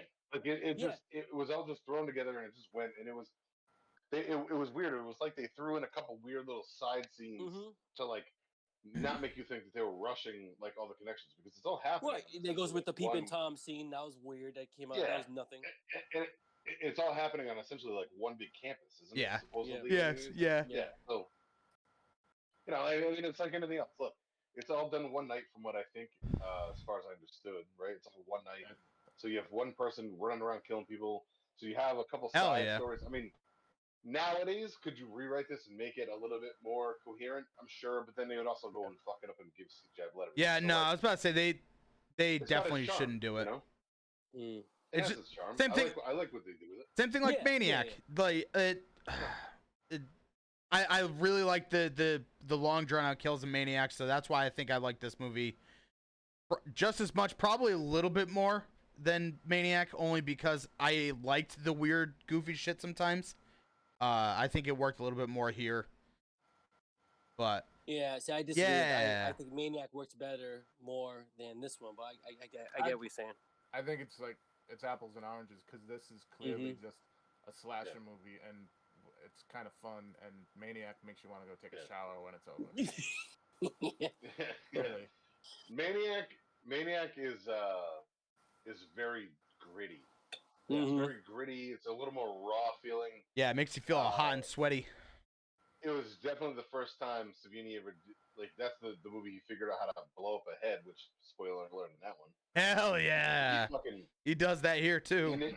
Yeah, he figured out how to do it there, but he perfected it here. Holy fucking Christ. It's weird that like you always hear about the like head explosions from like what is it, Scanners? There's two big ones. No, yeah. I know, but that's the thing I know about that movie. It's weird that like you always hear about like Scanners head explosion, but I feel like Maniacs was really fucking good, and then Prowlers was awesome for head explosions. Yeah, it was as good as Maniac, but it just shot better. Yeah, that's what I'm saying. So it's weird that like you'll always hear about Scanners head explosion, but not Maniacs or Prowlers. Yeah, I like the Maniac. I thought the Maniac one was more effective because it was shot better. Like the scene was better. For Maniacs? No, I agree with that. Oh, dude, that shit was crazy. That shit was so good. I think that was still the better scene. But I mean, like as far as like film had gotten a little bit better by this point, so like it's a little clearer in this one. That's all I meant by that. Actually, they even had to like cut the scene a little short. Like they fade the black because how fucking graphic it is. Yeah. So where were we from there before that scene gets there? Because we are going to talk about that in a second. So Pam suspects that Lisa's killer is the same killer. Rosemary. All right, they try to do the red herring shit where they think that this same killer. I think they try to allude to that old man in the wheelchair, old man Chatham. Which when they said old man Chatham at one point, I had to rewind it 4 times because I thought for sure they said old man child, and I was a band me and Ray love. Nice. I had to rewind it like 4 times. Like, oh fuck, is that where they got the name from? And and it's not. It's old man Chatham. So I was like, Nope. And then it's damn like, and then they do that too with like the red herring with the fat guy in the cabin too. Like they try to. That's where you. I'm sorry. It's like the fat guy in a dude. wheelchair, right? No. Fat old guy in a wheelchair. No, the fat guy's chewing tobacco, and he's like, "Yeah, let me grab a pencil," and he has it in his ear, and he. Yeah, that's a little weird. Like the It amount took of time that forever. dude, it's like what are you trying? You know, it's like is this what? It just felt like early Quentin Tarantino, like a pointless dialogue scene. You know, like. Though I did like the gag when he's like, "Are we gonna kill this dude? No, we're not gonna kill this dude. We're just gonna waste time on his pencil and his chewing tobacco. Come on, man." I thought that gag was funny though. He's like, "Hold on, let me grab a pencil," and he puts the phone down. Like that's the first time you see him turn his head and the pencil's in his ear. I thought that was the funniest gag in the movie. But the amount of time you spend killing people is so quick, and now we're just getting this point where it's like, just grabbing why more people dying? Pencil. Yeah, I just want to see more dead bodies. God fucking damn it. Yeah, pile them up. Yeah. So let's kind of get to where like essentially this movie ends. So Pam goes to try to like find her killer or someone gets chased into the house, and there's this like random scene where she's getting chased around, and she has to go into this room where it's all covered with sheets. Mm-hmm. She's like laying under a bed, and a rat like what scares her. Or They've something. never mentioned a rat before. It just shows up all of a sudden, a big ass rat. Seen that a million times in horror movies. Yeah, I agree. Yeah, so there's not to make her like spook and like so the guy could hear her. Yeah. But like she's trying to run from the dude. But that scene is kind of fun, but it is weird. Like there was a good tension builder where he's going around like smashing through things with his pitchfork. Yeah, like trying to find her, and like they kind of never really get quite to her enough. And then she kind of figures out how to get away. Then she goes behind the door and like how does she get out through the door, and she snaps the she's strong as fuck, dude. She just pushes on that pitchfork. like what? I think even before that. I think before that. Is there one more kill I'm missing? The deputy. The deputy tries to help, and like the dude. The deputy gets knocked out. The deputy gets knocked out. It looks like he's gonna kill him, and he doesn't. That's right. Yeah. Yeah. I guess. Yeah. You're right. Maybe at first together. I don't know. You kind of like, what the hell? Why is he not dead? But then you figure out why he wasn't killed because of who the Prowler is. Yeah. And so then it's like kind of the final girl scenario where he's like going after her, and she gets the end of the pitchfork and he busts in and they try to go at it. And I think that was sick when she stabbed him. She stabs him in the back thinking that it's going to be done. He's still fighting her, which is kind of a wild scene, and it kind of gets you going.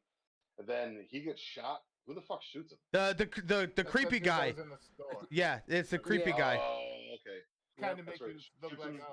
Was he the one that scared her at the graveyard? No, I don't think so. I think he was the peeper though. No, he wasn't. It was an older dude. Oh. Yeah. They kind of make you feel, when they're in the scene in that store, like it could be him because they make him out like a dickhead and he doesn't want all these kids around. Yeah. It's another little bit of a red herring too with that guy, and then he kind of saves the day. So they use the creepy convenience store trope, and then he becomes a hero to something great. And like, dude, the girl and the guy stare at each other for what feels like a fucking eternity too. Yeah. And the weird twinkly like sappy music. Like, this is where it started losing me. The dude this looks is where it up started at her losing me. Like, oh, I'm gonna get some, aren't I? You can just see it on his face. She was like. He's like, you like the shotgun I used? It's double barrel, baby. That's it carried on for so long. Dude, so fucking long. It's so creepy and weird. Like, what the fuck is going on here? The goddamn Prowler had enough time to like not only find a sawed-off shotgun, find a shotgun, saw the fucking end of the barrel, fucking fill it with two shells, would he magically heal? Yeah, he got healed. This is where the running went downhill. This is where it went downhill. He mysteriously. I guess he could have been hiding it the whole time. Good point. That's also true. You can still bleed out, but you can still survive because, like, depending on how much damage. Yeah, that's a good point. He's got adrenaline, dude. I usually do, Steve. Thank you. That's usually I usually reach for that. But adrenaline's pumping through his veins. That's what I thought. Yeah. I mean, that too. Look, We can always use the killer adrenaline thing when it comes to fucking plot holes. I try. I don't know. Look how we scream and all that crazy ass violence. We're going to get in that at some point. It's the old Western fucking showdown with the two shotguns and clack clack. One motherfucker shoots another motherfucker with a sawed-off shotgun. Yep. And then that's when the shit turns around. Pam runs in to try to fucking fight him off. And Which blows my mind. How he only used one bullet and then she used the other? I thought it looked like it was cocked for both. But then I never shot a barrel like that. So double barrel shotguns have two triggers. Oh, okay.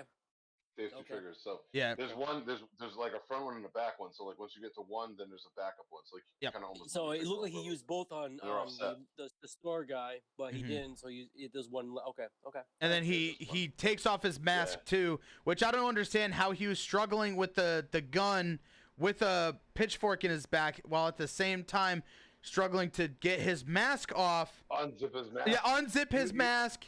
Get it all off with one hand. Yeah, so random. He was struggling with two hands, and then in the middle of it, he's like, I'll take my mask Yeah, off. he's like, hold on, it's a little hot in here. Let's take this off. just so nonchalantly, like, I mean, it was hot in there. I don't know if like he tried to. I don't know if like how I interpreted it was. I didn't know if he thought like, hold on, wait a second. If I show her who I am, maybe she'll stop. But it's like you're a fucking idiot if you think that would ever possibly work. That's what it was. I think she like fucked with his face, like his mask or something. So then by that point he was just trying to like see and say, like I don't know, maybe he was trying to show it's like he couldn't breathe. It's like he couldn't breathe. That's what I thought. I think it was the equal of the evil villain saying his plot at the end. It was just him taking his mask off, like, aha, it's me. It was me, and then it was me. It was me, Austin. Yeah, now again, I'm the killer. I am gonna be Austin. Oh my god, I'm gonna be Austin. Holy shit, I'm gonna be upfront about this. Is again, I like, dude, watching this movie the first time, I was like, who is this fucking guy? Like, I had no idea who that guy was. I had to rewatch like. I don't even remember them revealing who the guy was, and until today. Because really? I have no recollection. I saw it and it was like, I don't remember seeing this guy ever. Like, yeah, he's the guy. He was a sheriff guy with Mark. He's the main sheriff, or the fuck how it works. With Mark being the deputy, and he was so desperate to get in on this fishing trip. It's like, bro, like you made it so obvious. It never even crossed my mind to think who the killer is. It was just like, oh, he's a killer, and it never even crossed my mind. Like, oh, who's when the it killer? happened, it made sense. When it happened, I'm like, oh, okay.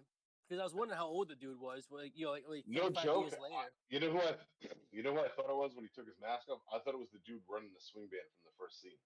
Oh, that would actually that would have been great. That's the only thing in my head. I'm like, he is really well. Still a better reveal than fucking trash 13 Ghosts. Gotcha. Gotcha. You know what? Always bring it back. We don't have a lot of views on 13 Ghosts because he's probably talking to people. Good. Yeah, and I'll be like, what a motherfucker. No, I want people to watch it. I want people to know. Because in the first 2 minutes he trashes it and everybody goes, click. Click. You know, when you started about the damn fishing trip, I went back to him with the Scooby-Doo bullshit. Ooh, so what? Yes! Yes! Yes! I said, or it doesn't have a lot of views because it's a terrible movie. Yes. You too old. Stop it. But what about me? What's my excuse then? I don't know. You're just an asshole. I don't know what to tell you. I mean, that's also true.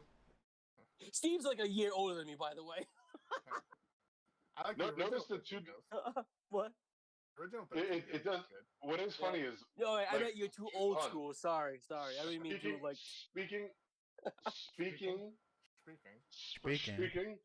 Speaking of double stuffed Oreos, I feel like me and Joe are the fucking creamy center of a fucking Oreo on the 13 Ghost movie, because y'all motherfuckers are getting bookended and sucks. That movie sucks. Sucks. You gave it. What do you give it? A 6? No. How will you always your small fucking tiny little brain has too many words in it, but you can't comprehend the fact that it was a score for 13 and I gave it a 4. You fucking dumb. So if you take a 4 and then divide it by 13, it would equal a 2 out of 10. You douchebag. I love it. How you feeling? You feel good? You feel good? Yeah, that felt fucking I love Joe great. And Ben. I love Joe and like Ben this- fucking going at it. Scott Steiner like- math promo. That's what that was. You have a fucking 33% at best. You have a 33% chance at best of beating me. Whoa! I proved you wrong a lot of times. What are you talking about? And then you got Kurt Angle, and then you got my odds go to a 66 and a third. What the fuck? Yeah, but I'm a genetic freak. So you take my 66% chance and you make that a 75% chance. And then you add that. Like, what the fuck are you talking about right Dude, now? that this is a guy who. This is a guy who hates 90s stuff, but he actually likes 90s stuff. Yeah, okay, yeah. Okay. No, we're talking about talking about Scott Steiner and TNA from You don't fucking know like what the fuck you're 2005. talking about. What are you talking about? Bullshit. The only reason I like you right now is your Halloween shirt, right? All right, and your what the fuck's on your head? That too. Freddy Krueger hat, boys. Goddamn bears in my head. This terrible pumpkin bear I'm drinking. The Springwood Slashers. See, Joe. I mean, see, Steve. Look, I'm not the only one. I'm not the one who argues in this show. See, our show, I'm the guy who has to argue with everybody. Shut up, douchebag. Why don't you go argue about fucking Kurt Russell or Russell Crowe, whoever you're talking about, and telescopes and fucking cell phones, you butt licker. Yeah, the wretched so, licker. There's an argument. We watched a movie. What movie got The that Wretched. The Wretched. With the kid, because he didn't use his phone. Yeah. Me and Edward had it for like 15 minutes. Dude, that was brutal. Movie. It's a modern movie. It was not brutal. It's stupid. The fucking kid is like texting people and all this other bullshit. And I'm like, why wouldn't you just pull your phone out and zoom in on your neighbor who's fucking 100 yards away from you and fucking film it and then go show it to people? Like, why wouldn't you go do? Like nowadays, like that's the problem. There's nobody in that town. A modern movie. So Joe goes, no. I came up with all kinds of bullshit excuses. I'm like, what the fuck are you talking? Like, a kid nowadays is not gonna go. No. Let me go try to dish off a fucking telescope or some binoculars. Or I can just pull my phone out of my pocket and zoom in. Hey, we don't live. I can zoom in with my phone and see the moon. Well, you know what's funny? Ed said the same thing. Ed said the same thing. That's bullshit. That's bullshit. But that's my point. That's my point. Come on. And I brought it back. Bullshit. Maybe they're across the house with the moon. Come on. I brought that. Bullshit. I brought up the new fucking. No, there's a moon mode. You clearly don't know about it. There's a legit moon mode on the new Samsung. A moon mode on Samsung phones that can capture the moon, Joe. Oh, is that maybe because I use iPhone? I'm sorry, I'm an Apple ass. Yeah, no, this is the problem. It's a real thing. There's a like you see that's what I'm saying. He has no idea. Moon there's mode. There's a real. You know what? Yeah. So when we were kids, we have a different version of the moon mode. Okay. Yeah, it's my asshole. Want me to do it right now? Oh, Steve, lest we forget about the epic white zombie argument too from Fear Street. That's a whole different animal. I failed that one. We're tearing open wounds today. We're tearing them open. Yeah, but that. Oh no, but that one was a little bit different. That was more or less. That was me just because that movie. I didn't like that movie. But from what I understand, Steve thinks the first one's the best one. I still. I'm with Steve on that. I'm with Steve on that. I take back. You guys are fucking crazy. Part 2 is the last one because I didn't like the second one, so I didn't even. The second one was the best one. Second one's the best one. By a lot. Wild. By a lot. Like by a lot. How divisive the horror fans are with those three movies is amazing. It's amazing. It's really cool. The second one's. Second one's the absolute savior of that Yep. entire. Yeah. Second one's easily the best one. I love the second one, but I think the first one's still better. I'm not gonna. I'm pretty sure the way I scored it was 2-3-1.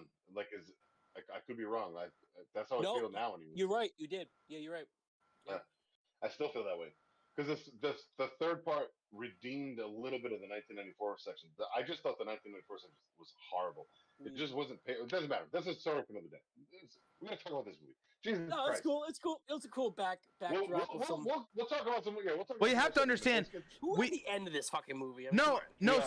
So that's why I'm saying we had to at least bring in other things. We had to bring in fillers to this review, just like how there was filler in the Prowler. See, so it all comes back full circle. Oh. See, thank you. See, so, the movie ends with a fucking head explosion, and then Pam. All of a sudden, the deputy's still alive, and then he takes her somewhere, and then she shows back at her house, and there's a dude hanging from a fucking Yeah, the dude. It's the shower guy. It's him right there. Yeah, he was It's there that. earlier in the movie. Yeah, That was the dude that our favorite kill. Yeah, where Ben's point. I forget his name again. Clyde. Carl. Why he was had to be a dream sequence. Had to be a dream sequence. Yeah, so I just thought of that as Jason Voorhees. I just thought of that as Jason Voorhees. Well, from part one. I find interesting. His eyes roll up inside his head just like how he died, and I almost went like, "Whoa, are they doing a Jason Voorhees type of supernatural foreshadowing?" Where they maybe they wanted to do a sequel? Maybe what was happened to? Shut up, Ben. What? Don't shake your goddamn head, fucker. Maybe let me reach. Okay, I know I'm wrong. Okay, God damn it, you just stay in your goddamn shit. So maybe they wanted to, like, stretch out the sequels like any other slasher, but it didn't work out. I mean, whatever. Was it done right? No, I think it was horrible, but it was kind of like pointless. But still, like, maybe that's what they wanted to do. Took it as a dream sequence, kind of like the end of Maniac. Right. Well, even the end of Jason, the end of Friday the 13th was a dream sequence to some degree. Or was it? The end of the best Friday the 13th ever. I got that, Steve. Thank you. Or was it? I did too, buddy. Don't even think. Come on. No, that's an old wrestling gag from me.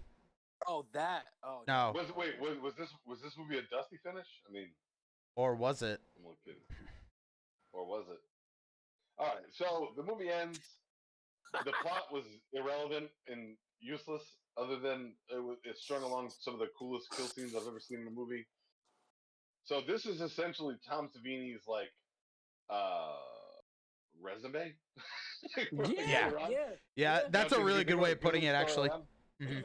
I mean, it was 81. He'd already been doing movies for a little while, but like really, really low budget, like Maniac, things like that. Friday and then this shows 80, up, though. and Friday but by that point it was.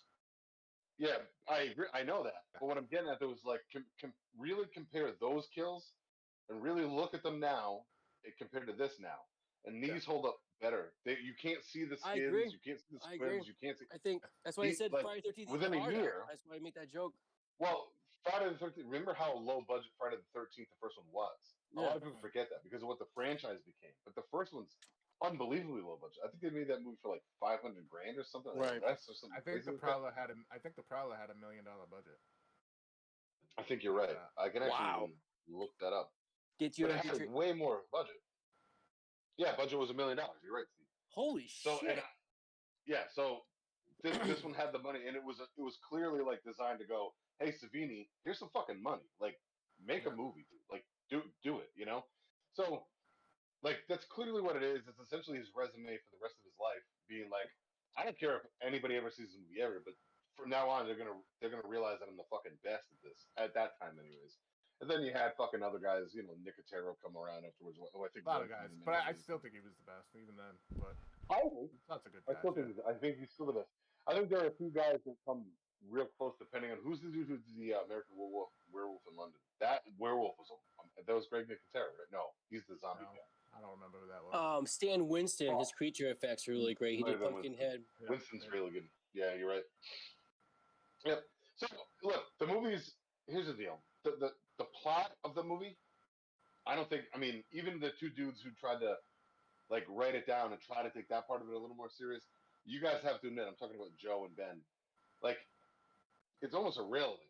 It really is irrelevant. Yeah, that's why when it's like a Friday the 13th movie. Well, to be fair, I agree. All right, so if we have to like compare Friday the 13th versus like the first one against Prowler, I'll be real. I like Prowler more. I like Prowler way more. It's like the original Friday the 13th. Yeah. Like, guys, think about it. The first Friday the 13th movie is bad. No, I can't. The thing, I can watch Friday the 13th, the first one, more than this movie because of the last half of this movie is terrible. With Friday the 13th, it builds right up to the. It does the opposite. Here's the thing, Friday the 13th. It's not perfect. It is a low budget film, but at the same time, when you get to Pamela Voorhees, there's an epic fight scene, and you get the head chop, and you got there's a lot of great things about Friday the 13th that's better than Prowler. Prowler could have been better. The way it started, In my opinion, the way it started, it could have been a lot better. You had an army vet coming back. You had an army vet who went through hell with World War II. You have a loss of, and we know the stories. Like when the army vet comes back, there's always challenges with like coming back to society, and then as years go by, people could be anti-war and anti-this, anti-what. There's a lot of pressure, Then your girl leaves you, and then this and that. So like, And fuck Rosemary, she's a bitch, by the way. There's a lot of psychosis to that. They could have played off that a lot better because like that character was very creepy. The whole weird, fucked up Rambo thing he had going on. It was very cheesy, but at the same time very disturbing. Costume was great in my opinion, actually. Yeah, I thought the outfit was awesome for the time. It worked. Yeah. So they could have really played on the psychosis of the kill, and they didn't. It could have. It started off like that right away, and then it just like dropped right into like typical tropes, who done it bullshit. With Friday 13th, where the way Prowler started is where Friday 13th built up to, and then it gave you the it gave you the satisfactory at the end to some degree. So that's why, in my opinion, I think Friday 13th will always be better movie than Prowler, but Prowler's better kills though. But Joe, But Joe, a wise man once said, "Satisfaction is the death of desire." Not my look. It's the wrong word I use, by the way. I can't find the other word, but you still right. That's just my favorite Hatebreed album. But like, continue on. Oh, I agree. I listened to the old. It's from the very first album. I haven't listened in a long time. So yes, sir. Steve, Steve. The floor is yours. I agree to a point that Friday the 13th is better. If I would have had not seen either one of these movies and I watched them side by side, I would say Friday the 13th is the better movie because of the reveal at the end. Yeah, and the plot is better than Prowler, but plot. Knowing both movies and knowing how Friday the 13th ends, I'm more satisfied at the Prowler because at that point you're just watching kills. Kills are better. But if I'm watching them newly as a new person, Friday the 13th is better. But otherwise, I would go with the Prowler. That's cool. That's very cool. Makes sense. I agree. I acknowledge what you're saying with that, and I like what you're saying because I think as far as kills go, I mean, there's not many that are gonna come near this one. In that era, 80, like early 80s, dude. Not much is gonna look this crisp. I don't think there's been a movie that I've seen from the 80s that looks this good. And as far as like kills, I'm not sure this stuff currently that looks that good. Well, no, I agree. Are there any fucking kills nowadays that even like look good? Oh, of course there are, but you just gotta. You gotta dig. Well, to be fair, they're cartoony, and then we mentioned the movie before. Mandy has some fucking awesome kills in it. Yeah. Like, Steve right now in his writing kind of looks like he belongs. Well, it's true. He does. I mentioned. You kind of look like you're, I mentioned Strangers, Part 2. Oh, that's true too. There's a scene where like there's some good ones in that, there's some slow death scenes. I'm not gonna say too much, but we should talk about it another time. There's some scenes that drag out like this does. You're like, holy shit. There's some current kills in go ahead. What's the movie? It's kind of a joke movie, but I love it. It's one of my favorite movies in a while, and I've watched it a bunch of times. Fuck. The Wolf Cop. Blind Girl. It was only a couple years ago. No, Wolf Cop's amazing. Don't you fucking talk shit about Wolf Cop. I'm not. That movie's amazing. I still gotta see it. I will see it. That movie's a fucking grace of God. I love Wolf Cop. So there you go. Wolf Cop is fucking amazing. I love it. You see the hot ass bartender's titties in that movie, and it made me feel like I was watching Friday the 13th Part 5 for the first time when I was young and got my first boner. That was not baby. There we go. Baby. There we go. So Wolf Cop, masterpiece. Wolf Cop, perfect. I do want to talk about that. Welcome. What was the movie you were thinking of? The movie I was thinking of is, thank you, Steve, for reeling me back in because I want to keep on talking about Wolf Cop's titties. Anyways, so what? And nothing like Lisa Bonet titties. Anyway, don't. I'm telling you right now, the bartender in fucking Wolf Cop. She's got some fucking sweet titties. Might be Lisa Bonet's titties. Might. Close though. Lisa Bonet's titties and an angel whatever. Angel Heart. Woo! Her pet hair's a little gross, but her Little gross. titties is nice. A little gross, but you get past that real fast. Anyways, you're welcome. We're late in the show. We're bringing 3 dudes into this. Joe, hide your face. We're at the end. We're at the end. Joe can't handle this We talk. This talked isn't about his forte. we talked about this at Sleepaway Camp All right. last week. Let me reel it in. Let me reel it in. I can joke like this, like What's the point? behind the scenes, but not on camera. I just can't do it. This is not me. I can't do it. Yeah. You don't have to. We'll do it for you. That's the best Thank part. You stay Thank innocent. You stay innocent, young blood. Young blood. I don't know about that, but I appreciate that. Yeah, I'm 5 deep now, so I'm at 7% fucking Oh boy. voodoo fucking Oh boy. I'm having a good time. Eddie Vegas is here. Voodoo. So the fucking movie, it's blonde girl. She gets married to a dude.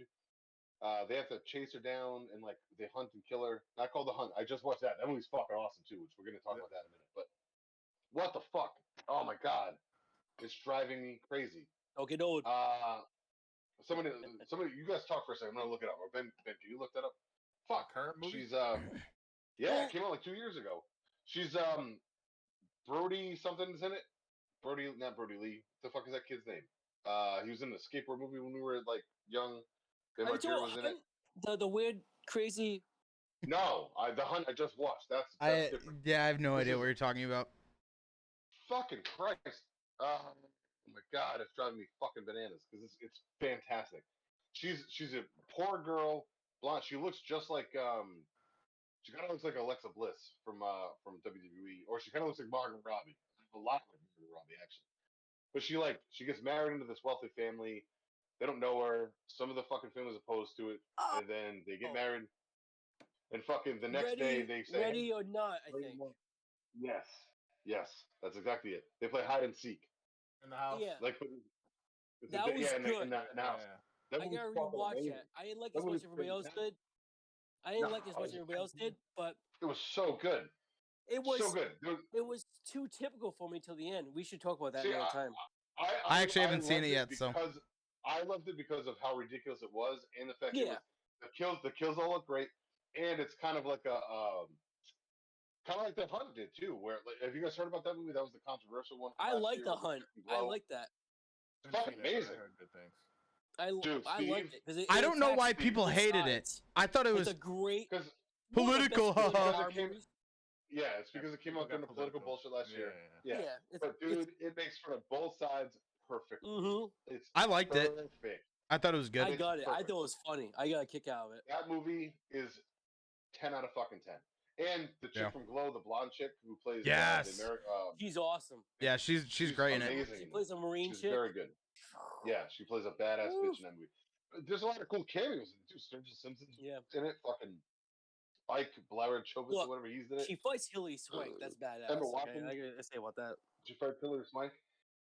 A lot of really cool fucking cameos in that. What's the lady who's running the convenience store? She's the redheaded lady. She was a big actor at one point too, from the 90s. Anyways, one dude from This Is Us. There's a lot of people, but they die quick though, which is great. Yeah, Steve. Seriously, man, you'll love that. Yeah, movie. watch The Hunt. That was cool. Very good. That was a cool movie. I was very impressed with that movie. I just watched it a couple days ago.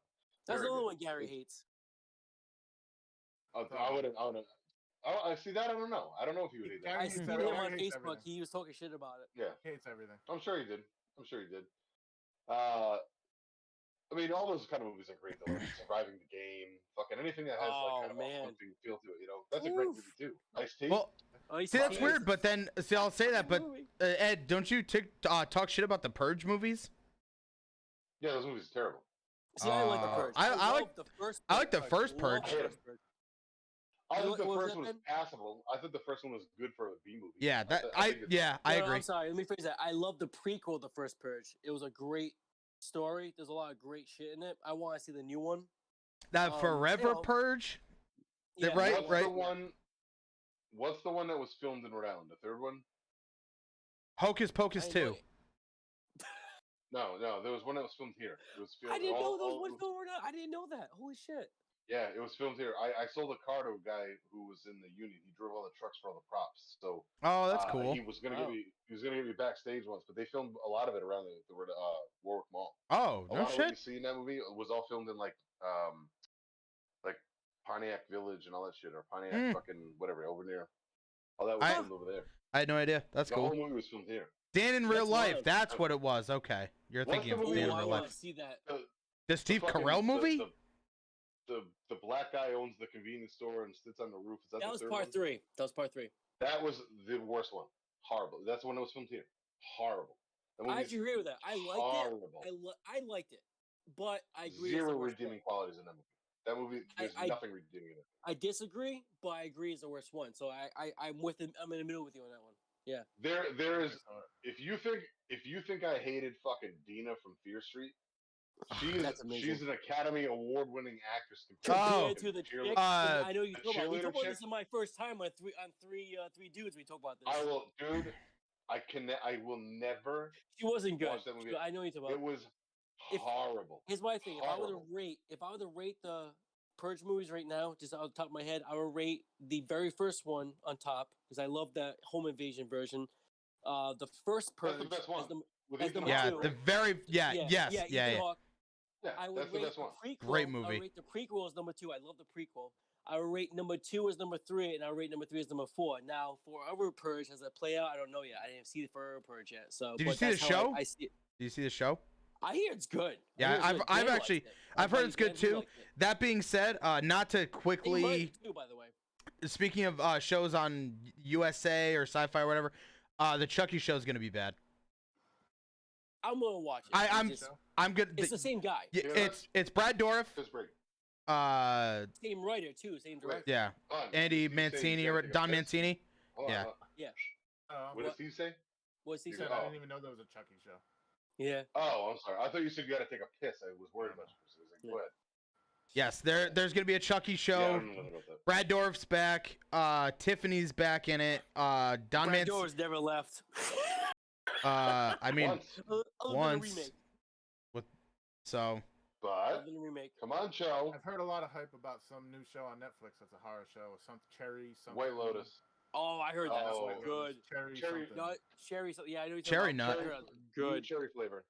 New Yeah. cherry flavor. Yeah. That's supposed to be very I good. know there's a new one coming out with the dude that did Haunting of Hill House. He's doing another Netflix. Midnight show. Mass.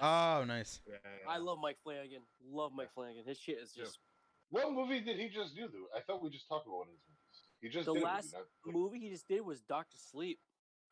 yeah, that was Oh, great. he did do was that. amazing. Oh, nice. Yeah. Horrible. Oh. Horrible. Really? You didn't Loved like it. that movie? Yeah. Love Oh, Doctor I love Sleep. it. I thought that was great. Love it. And I love the 3-hour version. It doesn't feel like 3 hours. I want to watch that too. I gotta watch that. I think agree. that's what I watched saw. both. That's probably why I watched don't both. like it. I love it. Really? I see. I listened to the book also, and I really liked the book a lot. I thought it was really good. And Book's then really good. I thought they did a really good job transferring it to a movie, and I think they did a really good I mean, job. here's the thing: they focused on being a sequel to the movie The Shining. Not What is the it? book, The Shining. But Ewan McGregor was that? yeah, Yes. Yeah. but at the Obi-Wan. same time, even though it's a sequel to the movie The Shining, they had to throw things from the Excuse me. book of The Shining into this movie, so they really mixed it Yeah, up. So and kinda like it really Whoever played they off got to play what Stephen Jack King Nicholson. missed. dude, Whoever got to perfect. play Jack Nicholson, This is the kid from E.T. dude. Like the That's kid, the kid. Holy The fucking kid, shit. kid. That's the kid from E.T. What Wait the a minute, fuck? Hold on. Double check that shit. That dude- Refresh memory. Are you sure? Because that dude. I'm gonna Yeah. look. I'm He's yeah. the I'll, dad from No, Haunting of Hill House. Get on that. I don't know where the fuck I am. I Yes, don't know where thank the phone you. went. That makes sense. No, I'm that's why I pretty was sure thinking. that's him. That's But Elliot. Joe, that's why. But that's Could be why the it makes same sense guy. because Huh? he was in Haunting of Hill House. Yeah, he's the dad in Haunting Yes, of Hill House too. yes, and I think it's him Yeah. too. Yeah, I'm just yeah. looking it I'm up. pretty Who- sure it's Elliot. He was also another horror movie. Henry Thomas. Yep, that's him. Wow. He is the Holy kid in shit, you did E.T. a really good job. Wow. Yeah. And he's in Suicide Kings, and he's in Haunting, Yep. Haunting of Hill House. You're welcome. Yeah, Damn. that dude, I did not recognize that. Yeah, dude. bro. That He dude back yeah in he the fucking crushed it. Childhood from E.T. Holy He's killing shit. it in horror movies these days. In horror shows, it's wild. E.T. used to Wild. scare the shit Well, out of me. It makes sense the Flanagan thing because he did the Hill House thing, so that makes sense. And he always uses all the same actors. Like Yeah, Zombie. Rob Zombie. Yeah. Yeah. Smart. I think it's smart. I don't care what anybody says. Yeah, but the You know, only difference do is what he you gotta doesn't, do. he doesn't have a Sharon Moon zombie who can't fucking act with the piss. I love Rob Zombie and I love a lot of his choices. Lords of Salem was fucking terrible. Oh, worst Disagree. movie ever. Disagree. You agree, I've never Steve? seen it. Terrible. Terrible. Oh, I disagree Lords of with you. Salem I've never sucks. seen it. Almost as bad. No, it's not. See, I like 31, but no, Lords of Salem is No, pure. 31's better. Yeah, 31's 31's 31. it's fun. I don't like It's fun. 31 either, but it's better. Lords of Salem is But pure garbage. Lords of Salem is a damn good satanic It's horror movie. The way it was in the 70s. You don't know it's the same setup. The last 10 minutes killed it, unfortunately. But the build-up is like The Omen, Rosemary's Baby, anything like that. Yeah, I mean, but it was come too on. Rob Zombie. Thank Well, I you. mean, So was everything Halloween does 2 though. Rob Zombie. Halloween Yeah, 2 is and way too Rob I'm a- Zombie. And I'm a big fan of Halloween 2, the theatrical version, not the See, unrated. Die! I was, no, I was Unrated just version. gonna say- Yes, yeah. That's No, I was shit. just gonna say I don't mind the theatrical version of the Halloween 2. I don't mind that. at Yo, all. man. Like How people they that handle think about Sheriff the white Brackett horse in that thing, I thought version is that was amazing. great. Yeah. I thought the whole like white horse thing was great. I thought Yeah, I thought it was I got cool. I thought it was cool. I didn't mind it. I thought I his thought his like, wife the was version pretty of decent in Halloween too. Huh? I thought Yeah, his wife she was was pretty fine. decent in Halloween.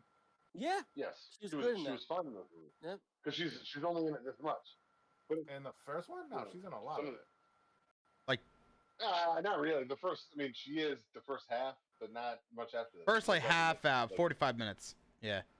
and she's also tame in that movie. She plays like a real character. Speaking of Rob Zombie, the best movie of all time. That's Yeah, well, yeah, that's right. As much as I love The Devil's Rejects, she's the most over she's the top. yeah. in any Dude, of that series. she's so bad in I think she's good for that in that movie. The Three from Hell though. That's why she's good. She fucking That one. Three from Hell though. She fucking ramps it up and like she does like a Harley Quinn thing too and much. she's way Yes, too much, the man. I don't get it. Prison scene's amazing. I love the prison scene. That's her best In scene Devils, in or- a lot of stuff. Three from Hell. Oh, and she's fucking yeah, with the lady. Oh, Yes, so yeah, good. that's good. But like when So she like the torture scene in the house and shit with the clown and stuff. No, That dude. was okay. And like the shit in Mexico, way too over the top for me.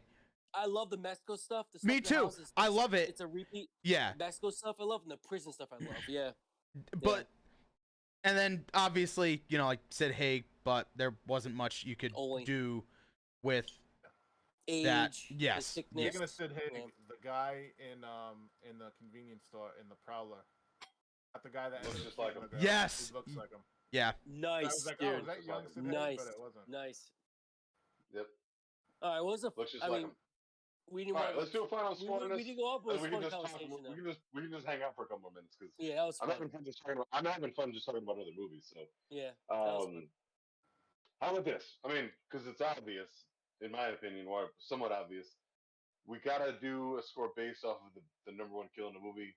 So we're gonna do 1 out of 10 knife plunges through a skull because why not? So Why not? I'll go first and then wrap around. So like the way it shows for me, it shows me, Joe, Ben, Steve. But however you guys want to do it after me. I like to see. I like to save Steve as last. I think so. This Oh, pick. only Yeah. because this is his first time here, and Mhm. he's the one who suggested the movie. Yeah. So Mhm. we'll go me, Joe, Ben, Steve. Right? So I'm gonna go. So I'm torn, right? Because the plot would be like a 2. Like this movie's horrible as far as plot goes. It's one of the worst movies I've ever seen as far as plot goes. But we're not watching this for the plot. Just like we don't watch Friday the 13th Part 5 for like the fucking like the story. What's that for them Or big any old Friday the titties 13th. and what's or any? Well, I mean- thank you. Let's Uh, go we and watched watch it the for- story. I You watched got Takes the Manhattan for the yeah. plot, Steve. No, Okay. I mean, You watched Freddy yeah, versus true. Jason for the plot. Shut up. Yes, I do. You son of a bitch, and you know it. so what? You're not into Hypnocil? I mean, come on. I love Hypnocil, dude. I would take that shit every day. All My right, life's so not real. based solely on kills, not based off a plot. I'm gonna give this one a pass. I'm gonna give this a fucking Bonded by Horror, not an overall movie score because that's not where we scored. We're clearly scoring kills. I'm gonna give this one a 7.5 a knife plunges through a fucking skull for the kills.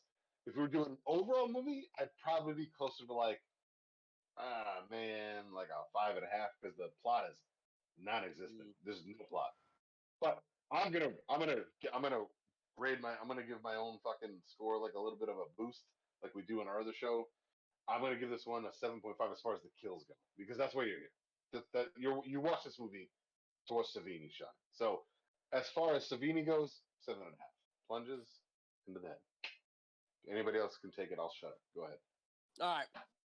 So the first, I don't want to say half, but a good portion of this movie, I was thinking, holy shit, this is going to be 8.5 for me, right?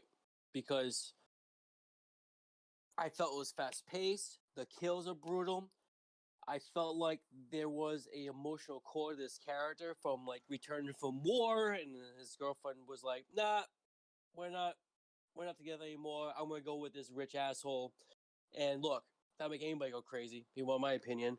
So there, so there was a great foundation for this that was like, "Whoa, this is gonna be really good." I can see where people don't want to pay attention to this because it's so deep and brutal. And then once you get after the pool, the second kill, the pool, and then all the filler shit, it just drops for me. It went from 8.5, and because of the drop and all the silly shit near the end, that led to the final confrontation that I liked and didn't like at the same time because there was a lot of it just felt like holy shit, there was tension, but then there was like bullshit. But I'm with Ed. I'm gonna give it a 7.5. I think the kill saved it. I think the first half saved it. I think it did. I know the word remake is a fucking like offensive word to the horror community. I would love to see this movie remade to the same concept of a war veteran coming back and losing a lot and losing his mind. I think it would be a good social commentary slasher movie. This didn't hit the mark for that. It should have. I think today it could. So that's where I stand on that. That's great. That looks good. So that's all I gotta say on that. 7.5. I think is that the first time me and Joe? Is that the first time me and Joe scored equally on a movie? I think it might be. I don't know. I don't know. I don't remember. You're probably right. Yeah. I gotta keep for different reasons. I gotta keep a spreadsheet of fucking who scores what, dude. I should be. We should make a spreadsheet because I don't remember. Don't worry. Eventually, we're gonna get so famous. Unfortunately, we weren't in Dark Knight Rises. Only a couple people. Ed's gonna be the only one that gets it. In a Dark Knight Rises, we're not gonna be super famous. Or In Search of Darkness. Although that movie or something said like Joe's comment. Yo, shout out to the In Search of Darkness Instagram page. They liked my Instagram post. Prowler. Thank you. The Prowler post. So both documentaries are amazing. So if they are watching, I doubt they are, but they are watching.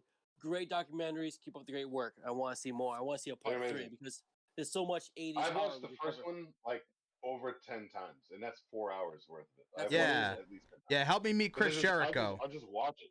I love it. It's amazing. But Ben, go ahead. Podcast a few times. What's that? What's that? We've watched them in the background in the middle of the podcast a couple times. Oh, hell yeah. A couple times. All right, so for me, how I scored it, I wish I scored it based on that. I'm still going to keep my goddamn integrity and keep my score how I initially intended it because I did it as a movie as a whole, unfortunately. That being said, the plot is genuine garbage. There's too many inconsistencies about it.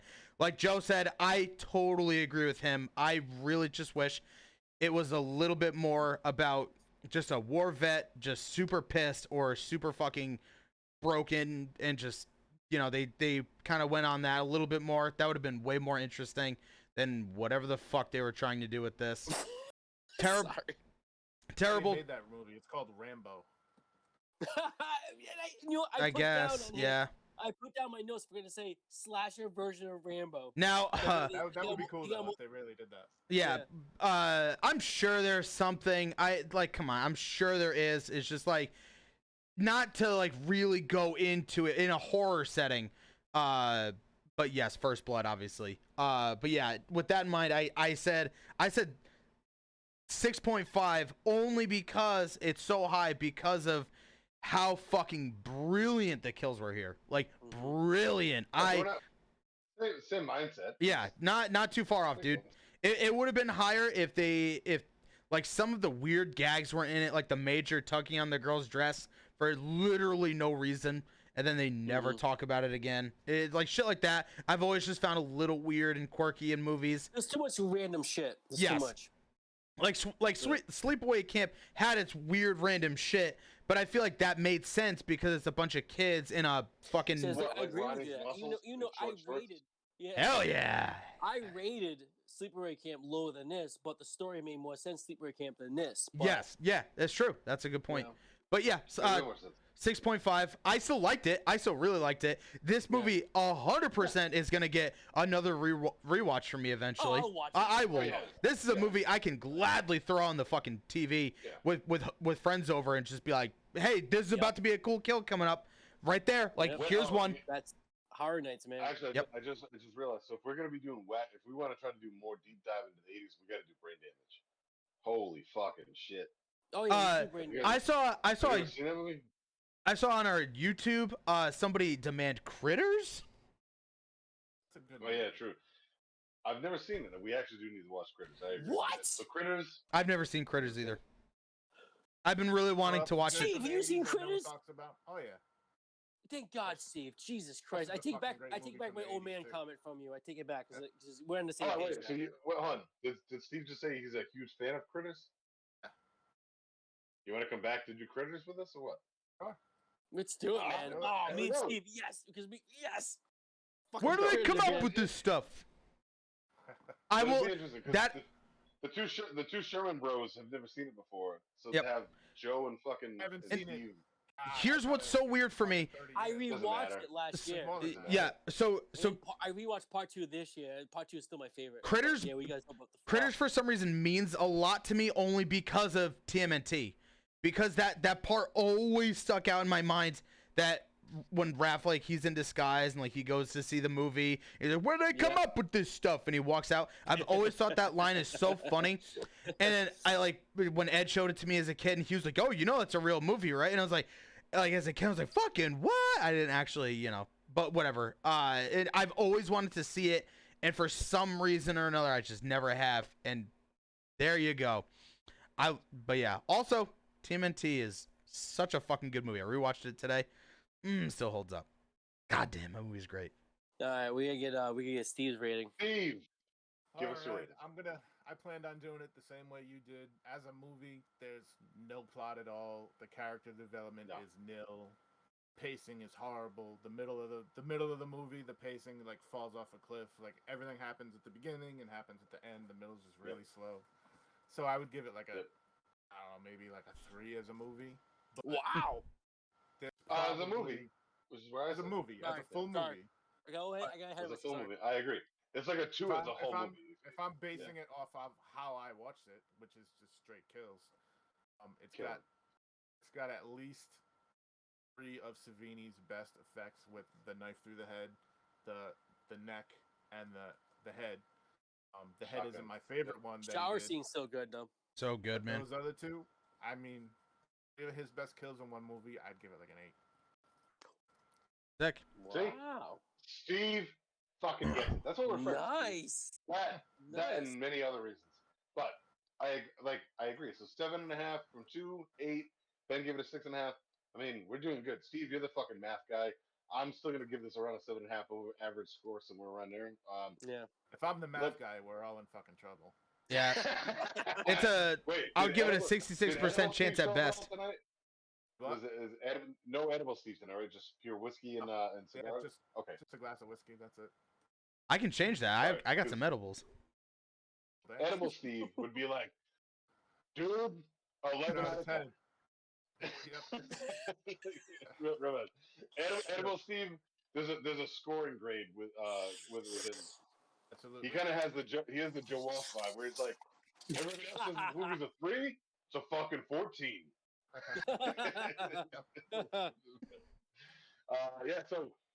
Man, listen, if you go into this movie, if you're still with us at this point, if you go into this movie and you watch it for a Savini resume and watch it for some of, as Steve just said, at least minimum 3 of his best kills that he's ever done, effects wise, easily 7.5, 8, whatever you want to call it. I mean, realistically, you could even, if you're looking at it that way, you could even maybe put it as a 10 as far as kills go. But if you downgrade it, if you're honest about a movie, because it's not a good movie to watch. The movie isn't good. The movie's movie's It's terrible. like you said, but like you put this on with a bunch of people and you fucking like just chill. mock out. You mock out at the fucking kill scenes and Yes. And you keep Just have a good sipping time. beers afterwards, and then But what's wrong with that? Like that's one of my favorite things about going. Like you can tell good Halloween parties from the bad ones. The good ones, even if you're not paying attention, have cool horror movies going on in the background. Not shit that we've all seen, just cool random shit. Just random or like a random spooky track that I've never heard before, or something like. So with a movie like when we start, so we do Three Dudes and Cold Brews podcast outside right now, outside of my deck, because it's been really nice out. Well, unfortunately, we're coming to the months where it starts getting cooler and it starts getting darker, so we can sit out there as long as we can. And I'm for one, and I know Steve is with me on this one. This is another thing we get along with. We both like to be outside. We're outside boys. We like to chill outside, smoke a cigar, have a fucking glass of whiskey. I'm excited for this weather. It's gonna be great. we're getting there. We also have to be honest, and we also don't want to ruin equipment or anything else. So we have a limited time outside. So our show eventually goes inside for a few months, and then we come back outside when it's time. So this is when we go back inside. This is absolutely a movie I'm gonna throw on. I put up there's random shit on my TV just so we have someone to like look at while we're listening to music and stuff. And this is perfect for that. This and those documentaries or any horror movie in general or action movie. I also really love shitty '80s action movies. I don't give a fuck what anybody says, man. Shitty '80s horror movies. I agree. I would 100%. Any shitty '80s movie, because '80s is great. Dude, the fucking best movies in the world to me are like, Tango and Cash. And fucking Love me some Tango. Tango. Love me some. But yeah, Tango and Cash. Actually, no, that would be '89. Either way, late '80s, early '90s. Tango and Cash. Is Love me some Tango and Cash. Lionheart to fucking Bloodsport to literally anything with JCVD in it. Kid. Ed, you were right. It's Tango and Cash is '89. Anyway. '89, right? Yeah. No, so you were right. So it's '80s. Yeah, you were actually right. Yeah. So long story short, what's that? It's a good thing because Ben hates the '90s. It's true. Hate him. So funny. Hate it. Well, Escape from New York. That's another good one. There's a lot of fucking really cool. That's always a horror movie if you really look at it. Well, Carpenter. Escape from New York.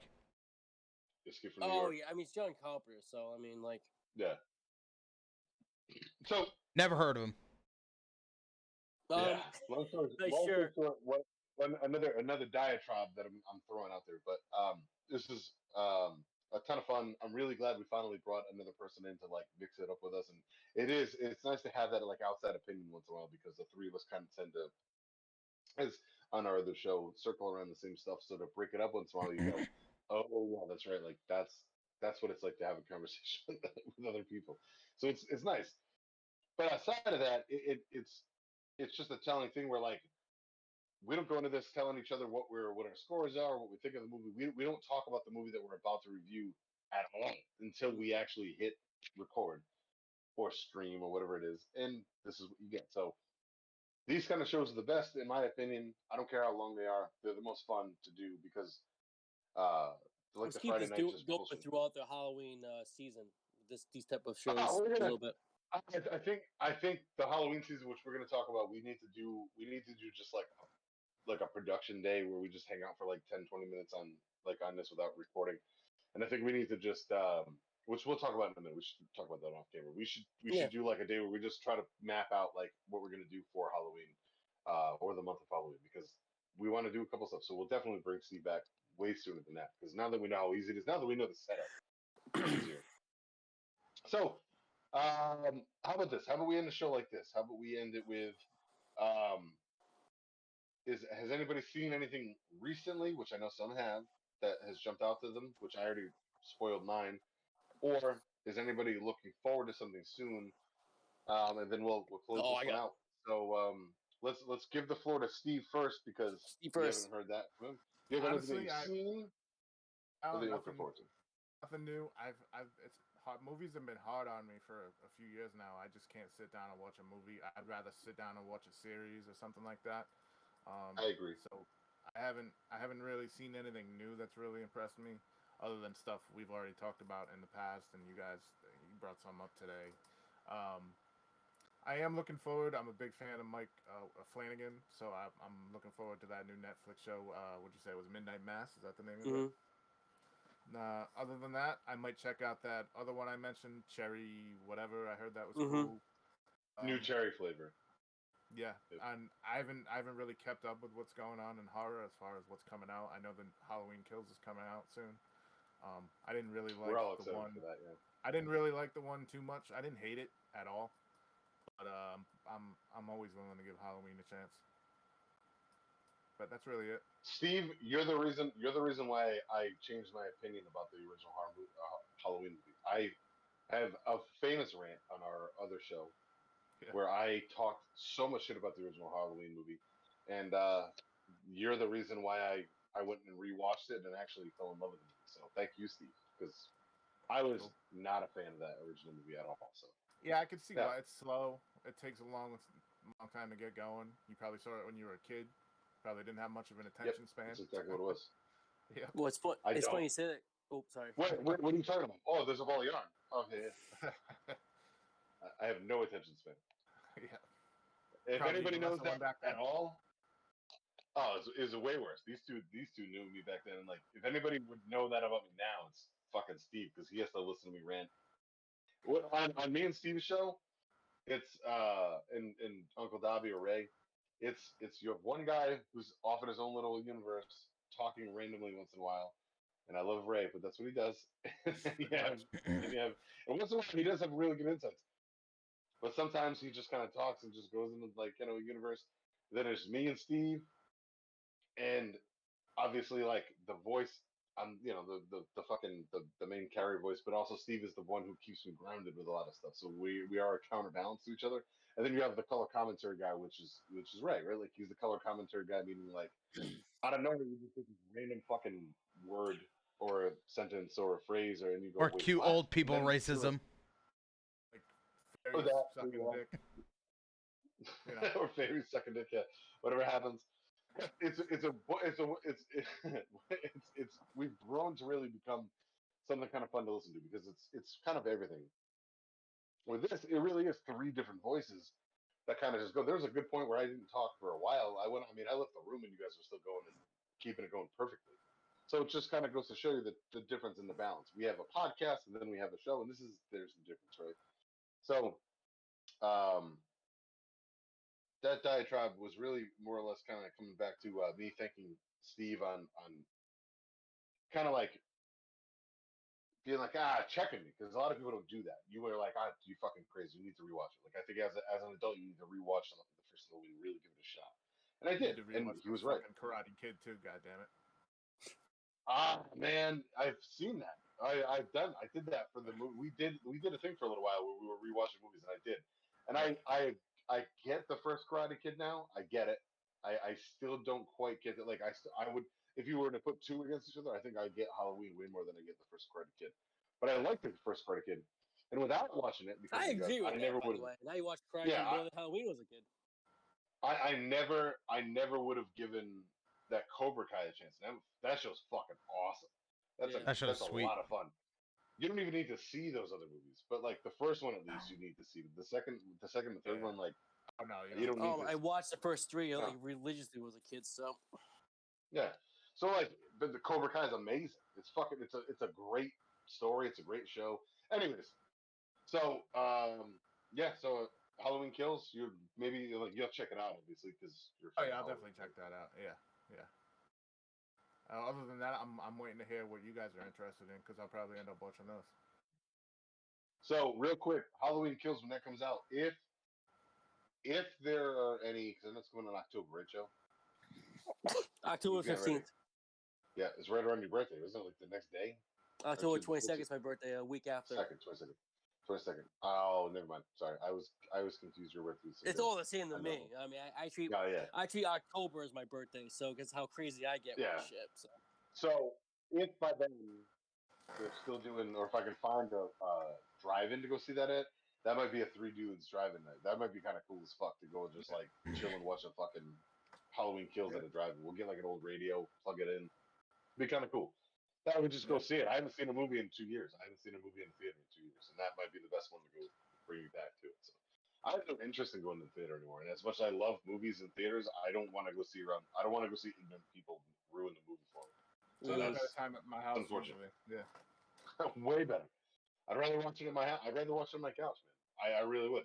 Which sucks because I love the experience of a movie, but like ignorant people ruin movies for me now, especially horror movies. It really ruins the experience. Anyways, I'll I'll just give out real quick because I'm already talking The Hunt. Go check out The Hunt. If you haven't seen The Hunt yet, Steve, I'm telling you, man, go check that movie out. It was buried because of political bullshit. That movie's fucking amazing. It's a perfect satire of the way the world is going right now. It fits in with today. It fits in with the last 2 years of our lives. Mm-hmm. It's fucking perfect. I mean, and the chick from Glow, the blonde chick, dude, she's great. She's fucking awesome in the movie. kills. Yep. She's amazing in this movie. So go check out The Hunt. Outside of that, I'm really looking forward to The Northman, which is Robert Eggers. Yes. And I'm really, really, really looking forward to Halloween Kills, just because I'm invested in it now. Now I want to see what happens next. So I'm looking forward to it. Plus, hanging out with Joe all the time, virtually or in real life, he gets you going a little bit. You know, he gets you. So I'm done. Ben or Joe, say what you guys are thinking about, and then we'll get the fuck out. I'll let Joe go because he. You know, you can tell he's excited. So I'm gonna. All right. So okay. So recently, I've been watching a lot of old school stuff. I watched Chopping Mall for the first time ever. You just saw it for the first time. First time. So when I posted incredible. The other day, it's my first time. I think it's great. I would love to talk about it at some point. I enjoyed the hell out of that movie. I am team Ferdy and whoever his girlfriend was. I'm team they were like the nerdy couple you want to survive. I love them. I thought they were great. So that movie was a lot of fun. That's the fun you need. That's why I needed. Barbara Crampton. Barbara Crampton. Oh, she was great. She's better than other ones, but she was still great in this one. Well, she's getting fucking reanimated because you see them titties, and then she's also getting From Beyond because you see her in the titties. Yep. Yeah. I want to see her in a new one. She's a vampire in a new one. She's a Jacob's wife. I just watched it. Yeah, I heard it's good. CM Punk's in that movie. No shit. So I just watched that. She's very good in that movie. I went to a drive-in theater, by the way, at the Philadelphia Naval Yard to see the new Candyman. That was cool. I really enjoyed it. This is one of those movies I was saying to Ben earlier. I had to watch it again because it's so heavily layered. Because it takes a lot of the urban legend. It really connects to the first one very well. And I'll say right now, I want to talk about again when we get to the Candyman movies, and at some point, I messaged you guys. I want to talk about the first one and the new one as a comparison piece. A lot of people felt it was too preachy. I didn't feel that way. I felt it was the way they expanded the urban legend and connect. Don't go into it thinking you're going to see Tony Todd through the whole entire thing because you're not. You're going to see something completely different, a different voice, but it still works. Really enjoyed it. It should have been like 15 minutes longer. That's all I'm going to say. Because there's so much to it.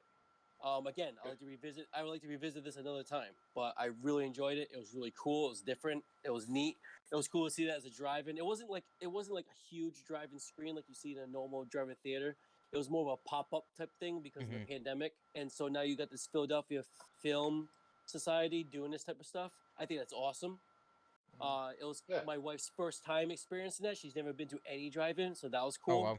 So it was a lot of fun. It was a great time. Yeah, it was. Everything about it was great. For expectations for movies coming out, it's a lot. There's Mike Flanagan stuff. There's a Creepshow season 3 brings back the Phantasm Ball, so I'm excited about that. I unfortunately haven't watched all of the second season. I watched the first. Me neither. I will. I enjoyed what I saw, but I haven't put the time in. I'm waiting for the right time to watch it. But they bring back the Phantasm Ball, so I'm like, hell yeah, dude. Dude, that first episode where they brought back the fucking Necronomicon. Yeah, the Evil Dead. You got Evil Dead, you got Phantasm, and fucking Ted Raimi's in it and shit. It was so good. Yeah, it was so good. So to see that cheese and that old school practical effects, and it's great to bring that back. So that's cool. Yeah. To end, there's a lot out there. I'm not gonna go too crazy, but to go with what we just talked about, Halloween Kills is my number one movie I want to see. I love huge dad boner for that one. Huge dad boner. Huge. He is glassing so hard with that. Just in the meadow. So hard. Yeah. I'll say right Yeah. now. I'll say right now. This is the Halloween I've been waiting for because I watched more Halloween 2 while I was a kid more than the first one. I didn't really need to see the first one because the first one ended right in the beginning of Halloween 2. What Halloween 2 did, that it had that weird slow pace I enjoyed as a kid. It jumped into the slasher genre right when Friday 13th did. It did all that shit. There's the town panic in this movie that's going to happen in the new one. That I want to. Everything that happens in Halloween 2, Halloween 4, and Halloween 6 with all the town fear is amped up in this, and I can't wait. The reviews, I hear the kill scenes are off the hook.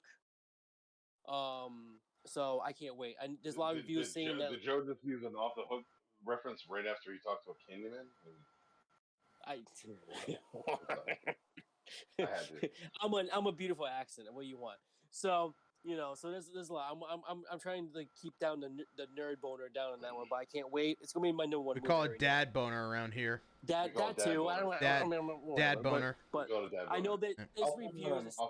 Reviews that they like the way it ended abruptly. I don't give a shit about that. That's a horror movie. Horror movies always end abruptly. That's a horror movie. So bring the Halloween Kills, man. Huh? So we watched one of those movies for this movie. For this show. Yeah, this movie just ends. Yeah, it just ends. So there you go. What do you am I sticking to just movies here? Whatever. All right. Coming up. What do you have going on? All right. Movies, shows, so albums, what do you have? We didn't even get into albums. Ice Nine Kills. If we're gonna stick to just that, Ice Nine Kills, the new album by that, I'm super looking forward to. If we're gonna stick to just horror, but I'm gonna talk about whatever I'm excited about right now. Ice Nine Kills, I'm super excited for. Halloween Kills, Joe said everything. I can say. It's gonna be fucking awesome. What else can I say about it? There's a new Adam McKay movie that I'm so fucking excited for. It's gonna be Netflix exclusive, and it has Leo DiCaprio in it. It looks awesome. It looks so good. It's about like an asteroid hitting the Earth, and like they have to try to figure out how to deflect it or whatever. It's gonna be real. Yuck. Yeah, I know. Space is fake. Oh, I shouldn't have said that. Oh no, I shouldn't have said that. Steve, Anyway, we're on the internet. No, no, it's okay. no. I don't know why I said it. I'm sorry, everyone. I will rant. I know. God damn it. If everybody's still here, Cthulhu. There's no way. There's but yeah, that movie looks really good. Recently, I've seen the Respect Aretha Franklin movie with my grandmama. I loved it. I thought it was really good, man. I thought we were talking about horror movies, man. No, you asked me. You asked me what I'm excited for. No, we were talking about horror movies. Yeah. Oh. Showing that at Then nothing much really. I could have kept going an hour and a half. I could have told you about the fucking Chinese food I'm ready for. That's waiting for me downstairs. Well then nothing we're really. Talking about horror movies and horror shows. Oh. I think Kill Spits because it's a fucking album with a bunch of cool videos. Yeah, well then that's. Aretha Franklin. Yeah. Fuck out of here. The only thing scary about her is her waistline. Fuck off. Well, that's scary. I don't know. Yeah, you ain't wrong. And her fucking diabetes. Well, she's dead. Well, she's dead. Where's your diabetes shirt? Where's your diabetes T-shirt? I'll go get it. Are you laughing at people with diabetes, Ed? Yeah. What's wrong with you? Yeah. What's wrong with you, Ed? Yeah. That's because that's my job. I live with one. Back to lifting weights, he starts making fun of people. Yeah. Than him. Not stars lifting weights. I'm just saying. Well, then I thought we were saying. Just in general works. Oh well then that sucks. Well then I got nothing. Well then I got genuinely nothing. Because Terrifier still coming out this year? Oh, Terrifier 2? What's supposed to? I know Ben, didn't you bring up Malignant? Your fucking headphones, Steve. Jesus. Yeah, it'll be okay. I'm gonna go see it. I'm not like excited for it. Take me to your leader, motherfucker. Yeah, I'm starting to kill me. Mine too. But yeah, I'm excited for Malignant or whatever the fuck it is. Oh, man. Halloween Kills, S9 Kills, fucking, I don't know. Kills. Can I use this time to just say that, Wolverine the game is coming out and I'm really excited? No! Done. We'll count them off. Once we start talking about stupid fucking video games. No! Fuck you! Done. We're done. We drink more than this kid. He's drunk on We're Oreos. done. We know we're still like. I am there. drunk on As soon as the Oreos. motherfucker I'm didn't so have a tired. ounce of Oreos. alcohol, talking about Fucking shit guy. none of us care about. We're done. Hey, I'm Well, slapping I'm right with there. him on the Respect movie. It looks pretty good. So I'm Eddie Vegas. it's not Eddie hard. _ Vegas on Instagram. Catch me on fucking all the bullshit. I run the Bonded by Horror Instagram. I'm trying. I know every show I use a trying. recurring thing. I need a sound bit of that and just hear you say, "I'm trying." I know. I put up two things about this one today. I need to put up one from last He did a week. techno difficulties post. I did. I didn't even see that. I need to put one up. We recorded one a couple days ago. We haven't even talked about it yet. So I need to put something up for that. I'm getting there. I need to revamp with the way my brain works for that. But I even wore short shorts and a fucking crop top for that last episode. That was awesome. And I haven't Proud of made a you. post about it. So that's that. God. Three Dudes and Cold Brews podcast, which is right behind Steve's head right there. He is one of my co-hosts. We're mutual co-hosts on that. I talk about it every week. Way different evenings than these. Yeah. So prepare yourself because they are not the show. Not at all. Not even. There's no video. It's all listening, and it's all bullshit. All your It's amazing. sensitivities out the door. Spotify and pretty much everything except for Apple because they don't want nothing to do with us. They don't want nothing to do with this. We've already been kicked off Oh everything my else at least God. twice. So like we're already 2 strikes down, homie. I don't think we need to add Apple to that list. So let's not push that button. Right. So Eddie _ today, September 10th. Well, now technically it's September 11th, which we're not going to get into, but September 10th, as recording the show, I announced my return as a professional wrestler. Well, independent scene anyways. I'm nothing but an indie fella, but I love what I do, and I'm going to stick to what I'm just going to do with one company. Me and my best friend, one of my best friends, 3 of them are sitting here. Another one of my best friends, Johnny Mata, my tag team partner, Pumpalicious, are back. It's officially announced. It was officially released today. September 18th. This will probably come out after that, but it doesn't matter. Oh, yeah. Go back and watch it. I'm going to put up clips. So September 18th, I will be gracing the RWA rings again. I can't fucking wait, man. Like I'm telling you, as much as Joe can't wait to go see Halloween Kills, I cannot wait to go hear my fans scream at me, "House Swole, Too Swole." When I ask them how swole, and they respond too swole. So I can't talk about an Aretha Franklin movie and Ed gets to talk about wrestling. This is bullshit. No, no. Right now you can This talk is about bullshit. that. Right now. This is bullshit. Are you in that movie? Are you in that movie? I get no Are you in RESPCT, that dude. I get none. Are you in that movie? None. If 0. we were talking about things, we're looking forward to, I would have started talking about any fucking single episode of AEW because that's the best thing I've watched.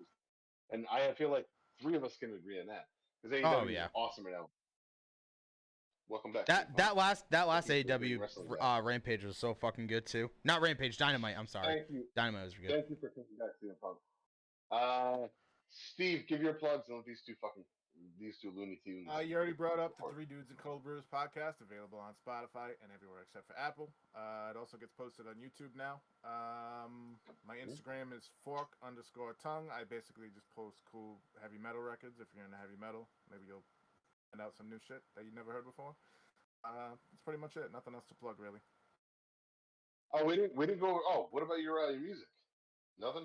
Music. I mean, I haven't done it in 10 years, but if you want to check it out, there's I don't even know I think it's imz401.bandcamp.com, and then there's the network FTW. Yeah, but I think on Spotify, you look up Fork Tongue, you come up. I think it comes up as no IMZ, just the network stuff. Yeah. Oh yeah. If you look up True. Fork Tongue on Spotify. That too. Yeah, the network stuff is great. So, yeah, both are good. God, Steve, don't be so modest, okay? We have a recorded, an actual recording artist on this podcast, and we never even talked about that. So there you go.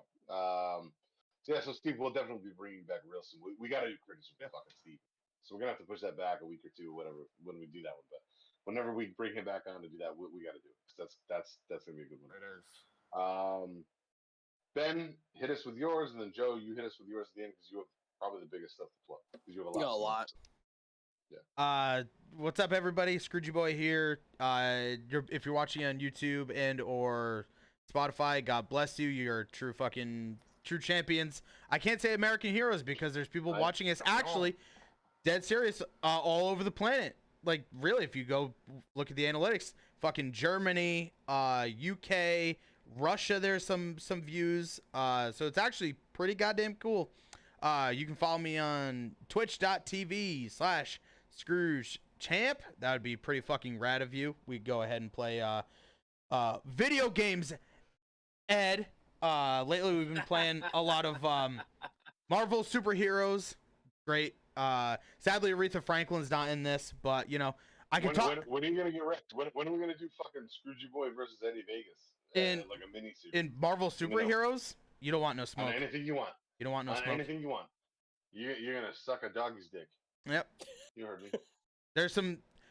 Go look at the Marlon Wayne scene in RESPCT, and that's what I'm gonna do to you, boy. You know how much your plugs matter to me right now? I'm about to get up and take a piss. Yeah. No, I'm gonna hold on. It's because I get no respect. But yeah, that's about it. Follow me on Instagram. It's pretty much where I show when I go live on here with Bonded by Horror or by myself in general. And I share fun pictures of my cats. And everybody loves my cats. So I love your cats. I think they're great pictures. Cats are the best, man. Joe, go ahead. All right. You can find me on Amazon, JC Walsh. Got both my releases, the anthology I'm in, Dark Words. What? Your book, Death Highway is my your first book, Death Highway, has a main character. What's the character's name, Steve? Can you help me? I believe his name is Bender. Thank you. That's all I wanted today. Thank you. Random. So Death Highway. Oh wow, you still have it in the package? Holy shit! That just made me feel like vintage. That's how you keep it crisp, bro. That's pretty good. So yeah, Death Highway is the first release. Signed by the author, man. Of course I'm gonna keep it in a nice. Yeah, the guy who couldn't spell your.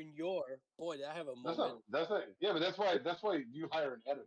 That's not your Guess fault. what? Yeah, exactly, people. That's why I hire an editor, because I can't fucking spell for shit. I can't talk for shit. Also, I can tell a story, but that's good enough at least. You know what's in this package? Steve dressing up like fucking Macho Man Randy Savage is right there. Ooh, is that bribery? What is it? Oh yeah. So yeah, Amazon, Within the Abyss, Death Highway. I got some new stuff coming soon. My newsletter is going to be out on the 15th. That is going to give a little sneak peek of the next cover. A lot of stuff I'm trying to do. I'm trying to work with. I don't want to say anything until you sign up for the newsletter. So also. So go sign up for the fucking newsletter. What? So go sign up for the fucking newsletter. I was trying to do a spin-off of the movie Fear with Mark Wahlberg, where he goes, "Let me in your fucking house," when he does that. Remember that? That's a great movie. Such a creeper in that fucking movie. That's a great movie. It's a great movie. His best movie. I don't care what anybody says. You find me on Twitter, JC Horror Writer. You'll find me on Slasher and Instagram, JC Walsh 81.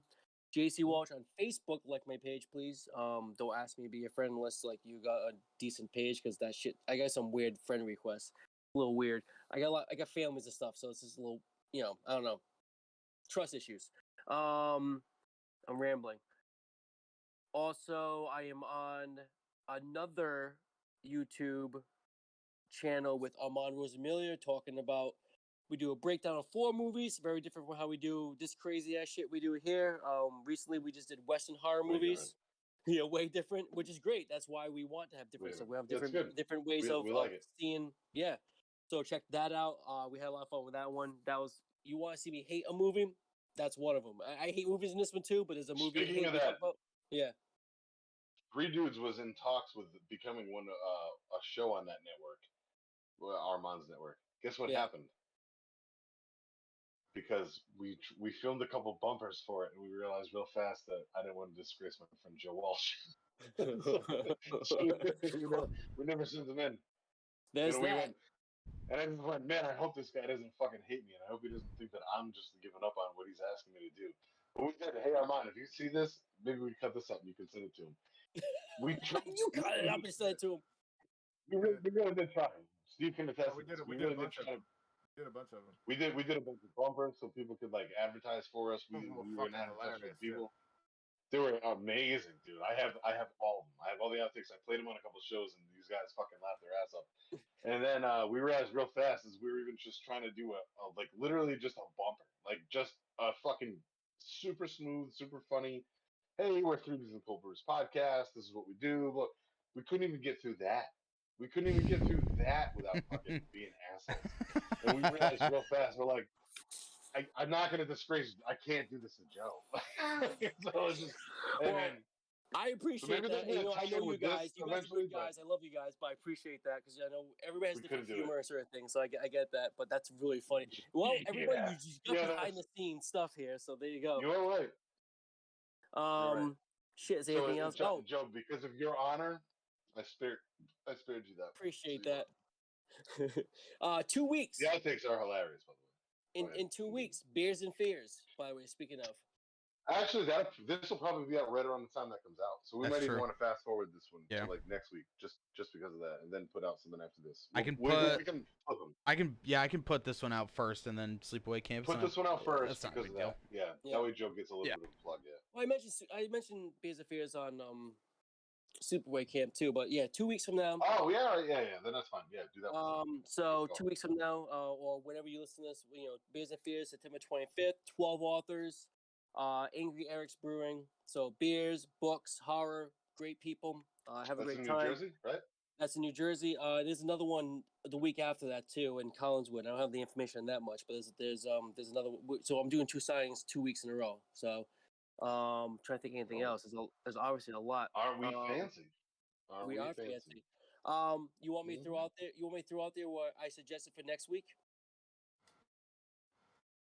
I think didn't you say Critters? No, that's we what said I Critters said. with Steve. I don't know where we're going to do that. Or Steve Critters and what Ben said Critters. But hold back. We're gonna do next week. Yeah, hold back. Hold back on. We'll just be a surprise. Hold back on. We'll talk about that one. All right, because I know. All right, cool. So yeah, okay. I think that's it. I can't remember anything else. You remember anything else? That's it. I think we're good. All right. Yeah. All right, Steve. Thank you very much for fucking being here. Hang out with us for a couple more seconds as we do a post show, as you're used to. Are you gonna? You're cool with coming back? You can tell me the truth. Oh, yeah. If you don't, we have you on camera, granted, so you don't want to. Ready to do some critters. Yeah, well, that'll be a good time, man. And now we got it all worked out. You have a great background. It looks great. You're a handsome fella. Obviously, we're good buddies now, so we can talk about that shit. And then, if Joe, are you planning on coming up at all again this year? Not sure yet. End of October is what I'm gonna say. All right. Again, I hate that's gonna be hard things. Doing a show. It's gonna be really hard. Yeah, I hate holding you to things, but if there's a possibility, and it can, because October's nuts for me too, along with these fellas. If it can happen, we should do this on the other show. Know what I'm saying? So in other words, like get you two, Ben and Joe together, because that's never happened before on Three Dudes. So you both been on equally, but you've never been on together. So it'd be cool if we did you two on a fucking Joe, and we'll figure out a fifth mic by then. I have a few people that can talk about that, Steve, which we'll talk about that on the show. But thank you very much for being here. This is what, 3 hours tonight, Ben? 2.5. Nope. Oh, it's not bad. Well, yeah, I have it. No, for recording. We've been here. Oh, yeah. But recording, it's at 2.5 hours. Recording's only about 2.5. Yeah, it's actually not that bad of a show. We've done way longer shows than this. But all right. Well, thank you very much for stuck around this long. If you have, thank you very much. Please like, comment, subscribe, share, everything. Everybody everything's been plugged tonight, but especially this show, Bonded by Horror. Please go to YouTube. Please go to Spotify. We don't get much from Spotify, but definitely YouTube. Please go there, like it, comment, subscribe, share it to people you know. Interact with us. We're all in the comments. Go on the Instagram and comment with us and follow all of us and comment on it, message it. Like, we'll talk to you, man. We want to make. Yeah, we're not scary people. Our mutual goal, the three of us when we started this, is just to make a cool community. Am I wrong, fellas? No, you're not wrong. That's the goal. No. So be part of a really cool community. We want to talk with strangers about horror movies, goddammit. We said it before. There's a lot of crass joking around, but everybody's inviting the community. Sorry, Ed. Dude, motherfucker, Go watch Strangers by the Lake and watch my opening monologue. Exactly. And you tell me what you think of my opinions about things, because I that's probably some of the best recorded verbiage I've ever spit. So go start there. Start on that show, which isn't too far. That was a really good fucking show, by the way, man. I don't watch myself a lot. I agree. I do not watch myself a lot. But ever again this show, is what I'm gonna say. Yeah, but no, I don't. I think you're beating yourself up too much on that. You are. Probably. No, you weren't. You were not that bad. I watched that. I watched a lot of the show. It was that's. You were as fired up tonight as you were during that show. I mean, oh really? But you were. Yeah, I think. I mean, to me, but not in a bad way. Cautious about my words and my brain and all that stuff. So you're talking to Steve. Steve looks like I can't tell if he's freeze frame half the time because of how little he moves. That's how much I know Steve, and he knows what I'm talking about. See, he's smiling now because he's moving. He's moving. Because once in a while, because your shit does like what mine does, it freezes for a second. And there's a few times where I'm like, is he moving or is he frozen? Or I'm like, no, that's just Steve. It's just fucking great because this girl Steve. But like Steve knows our show, and we know what too far means. Like, trust me. Do we? Trust me when I tell you. Do we though? Well, no. No, we don't. No, we don't. But we know for what this show does. Yeah. For what this show does, yeah. And we have not even come close to that threshold yet. Thank God. We have not even. No offense. I don't think the show. No, I won't personally. I won't let this show do that. It's a different thing, man. It really is. So, not to look too much of a peek behind the curtain. Entirely different things, man. Just entirely different things. This is a welcoming, very fun thing. Our other thing is a very welcoming thing. Good luck. Depends on it depends on your type of humor in that one. Yep. Good luck. You're fucking true. Good luck. That's all I can say. All right. I love you all. Let's wrap this one up. I gotta pee, and let's all bullshit for a minute. Stay bloody, dogs. Stay bloody. Stay fucking bloody, you crazy motherfuckers. Steve, thank you, man.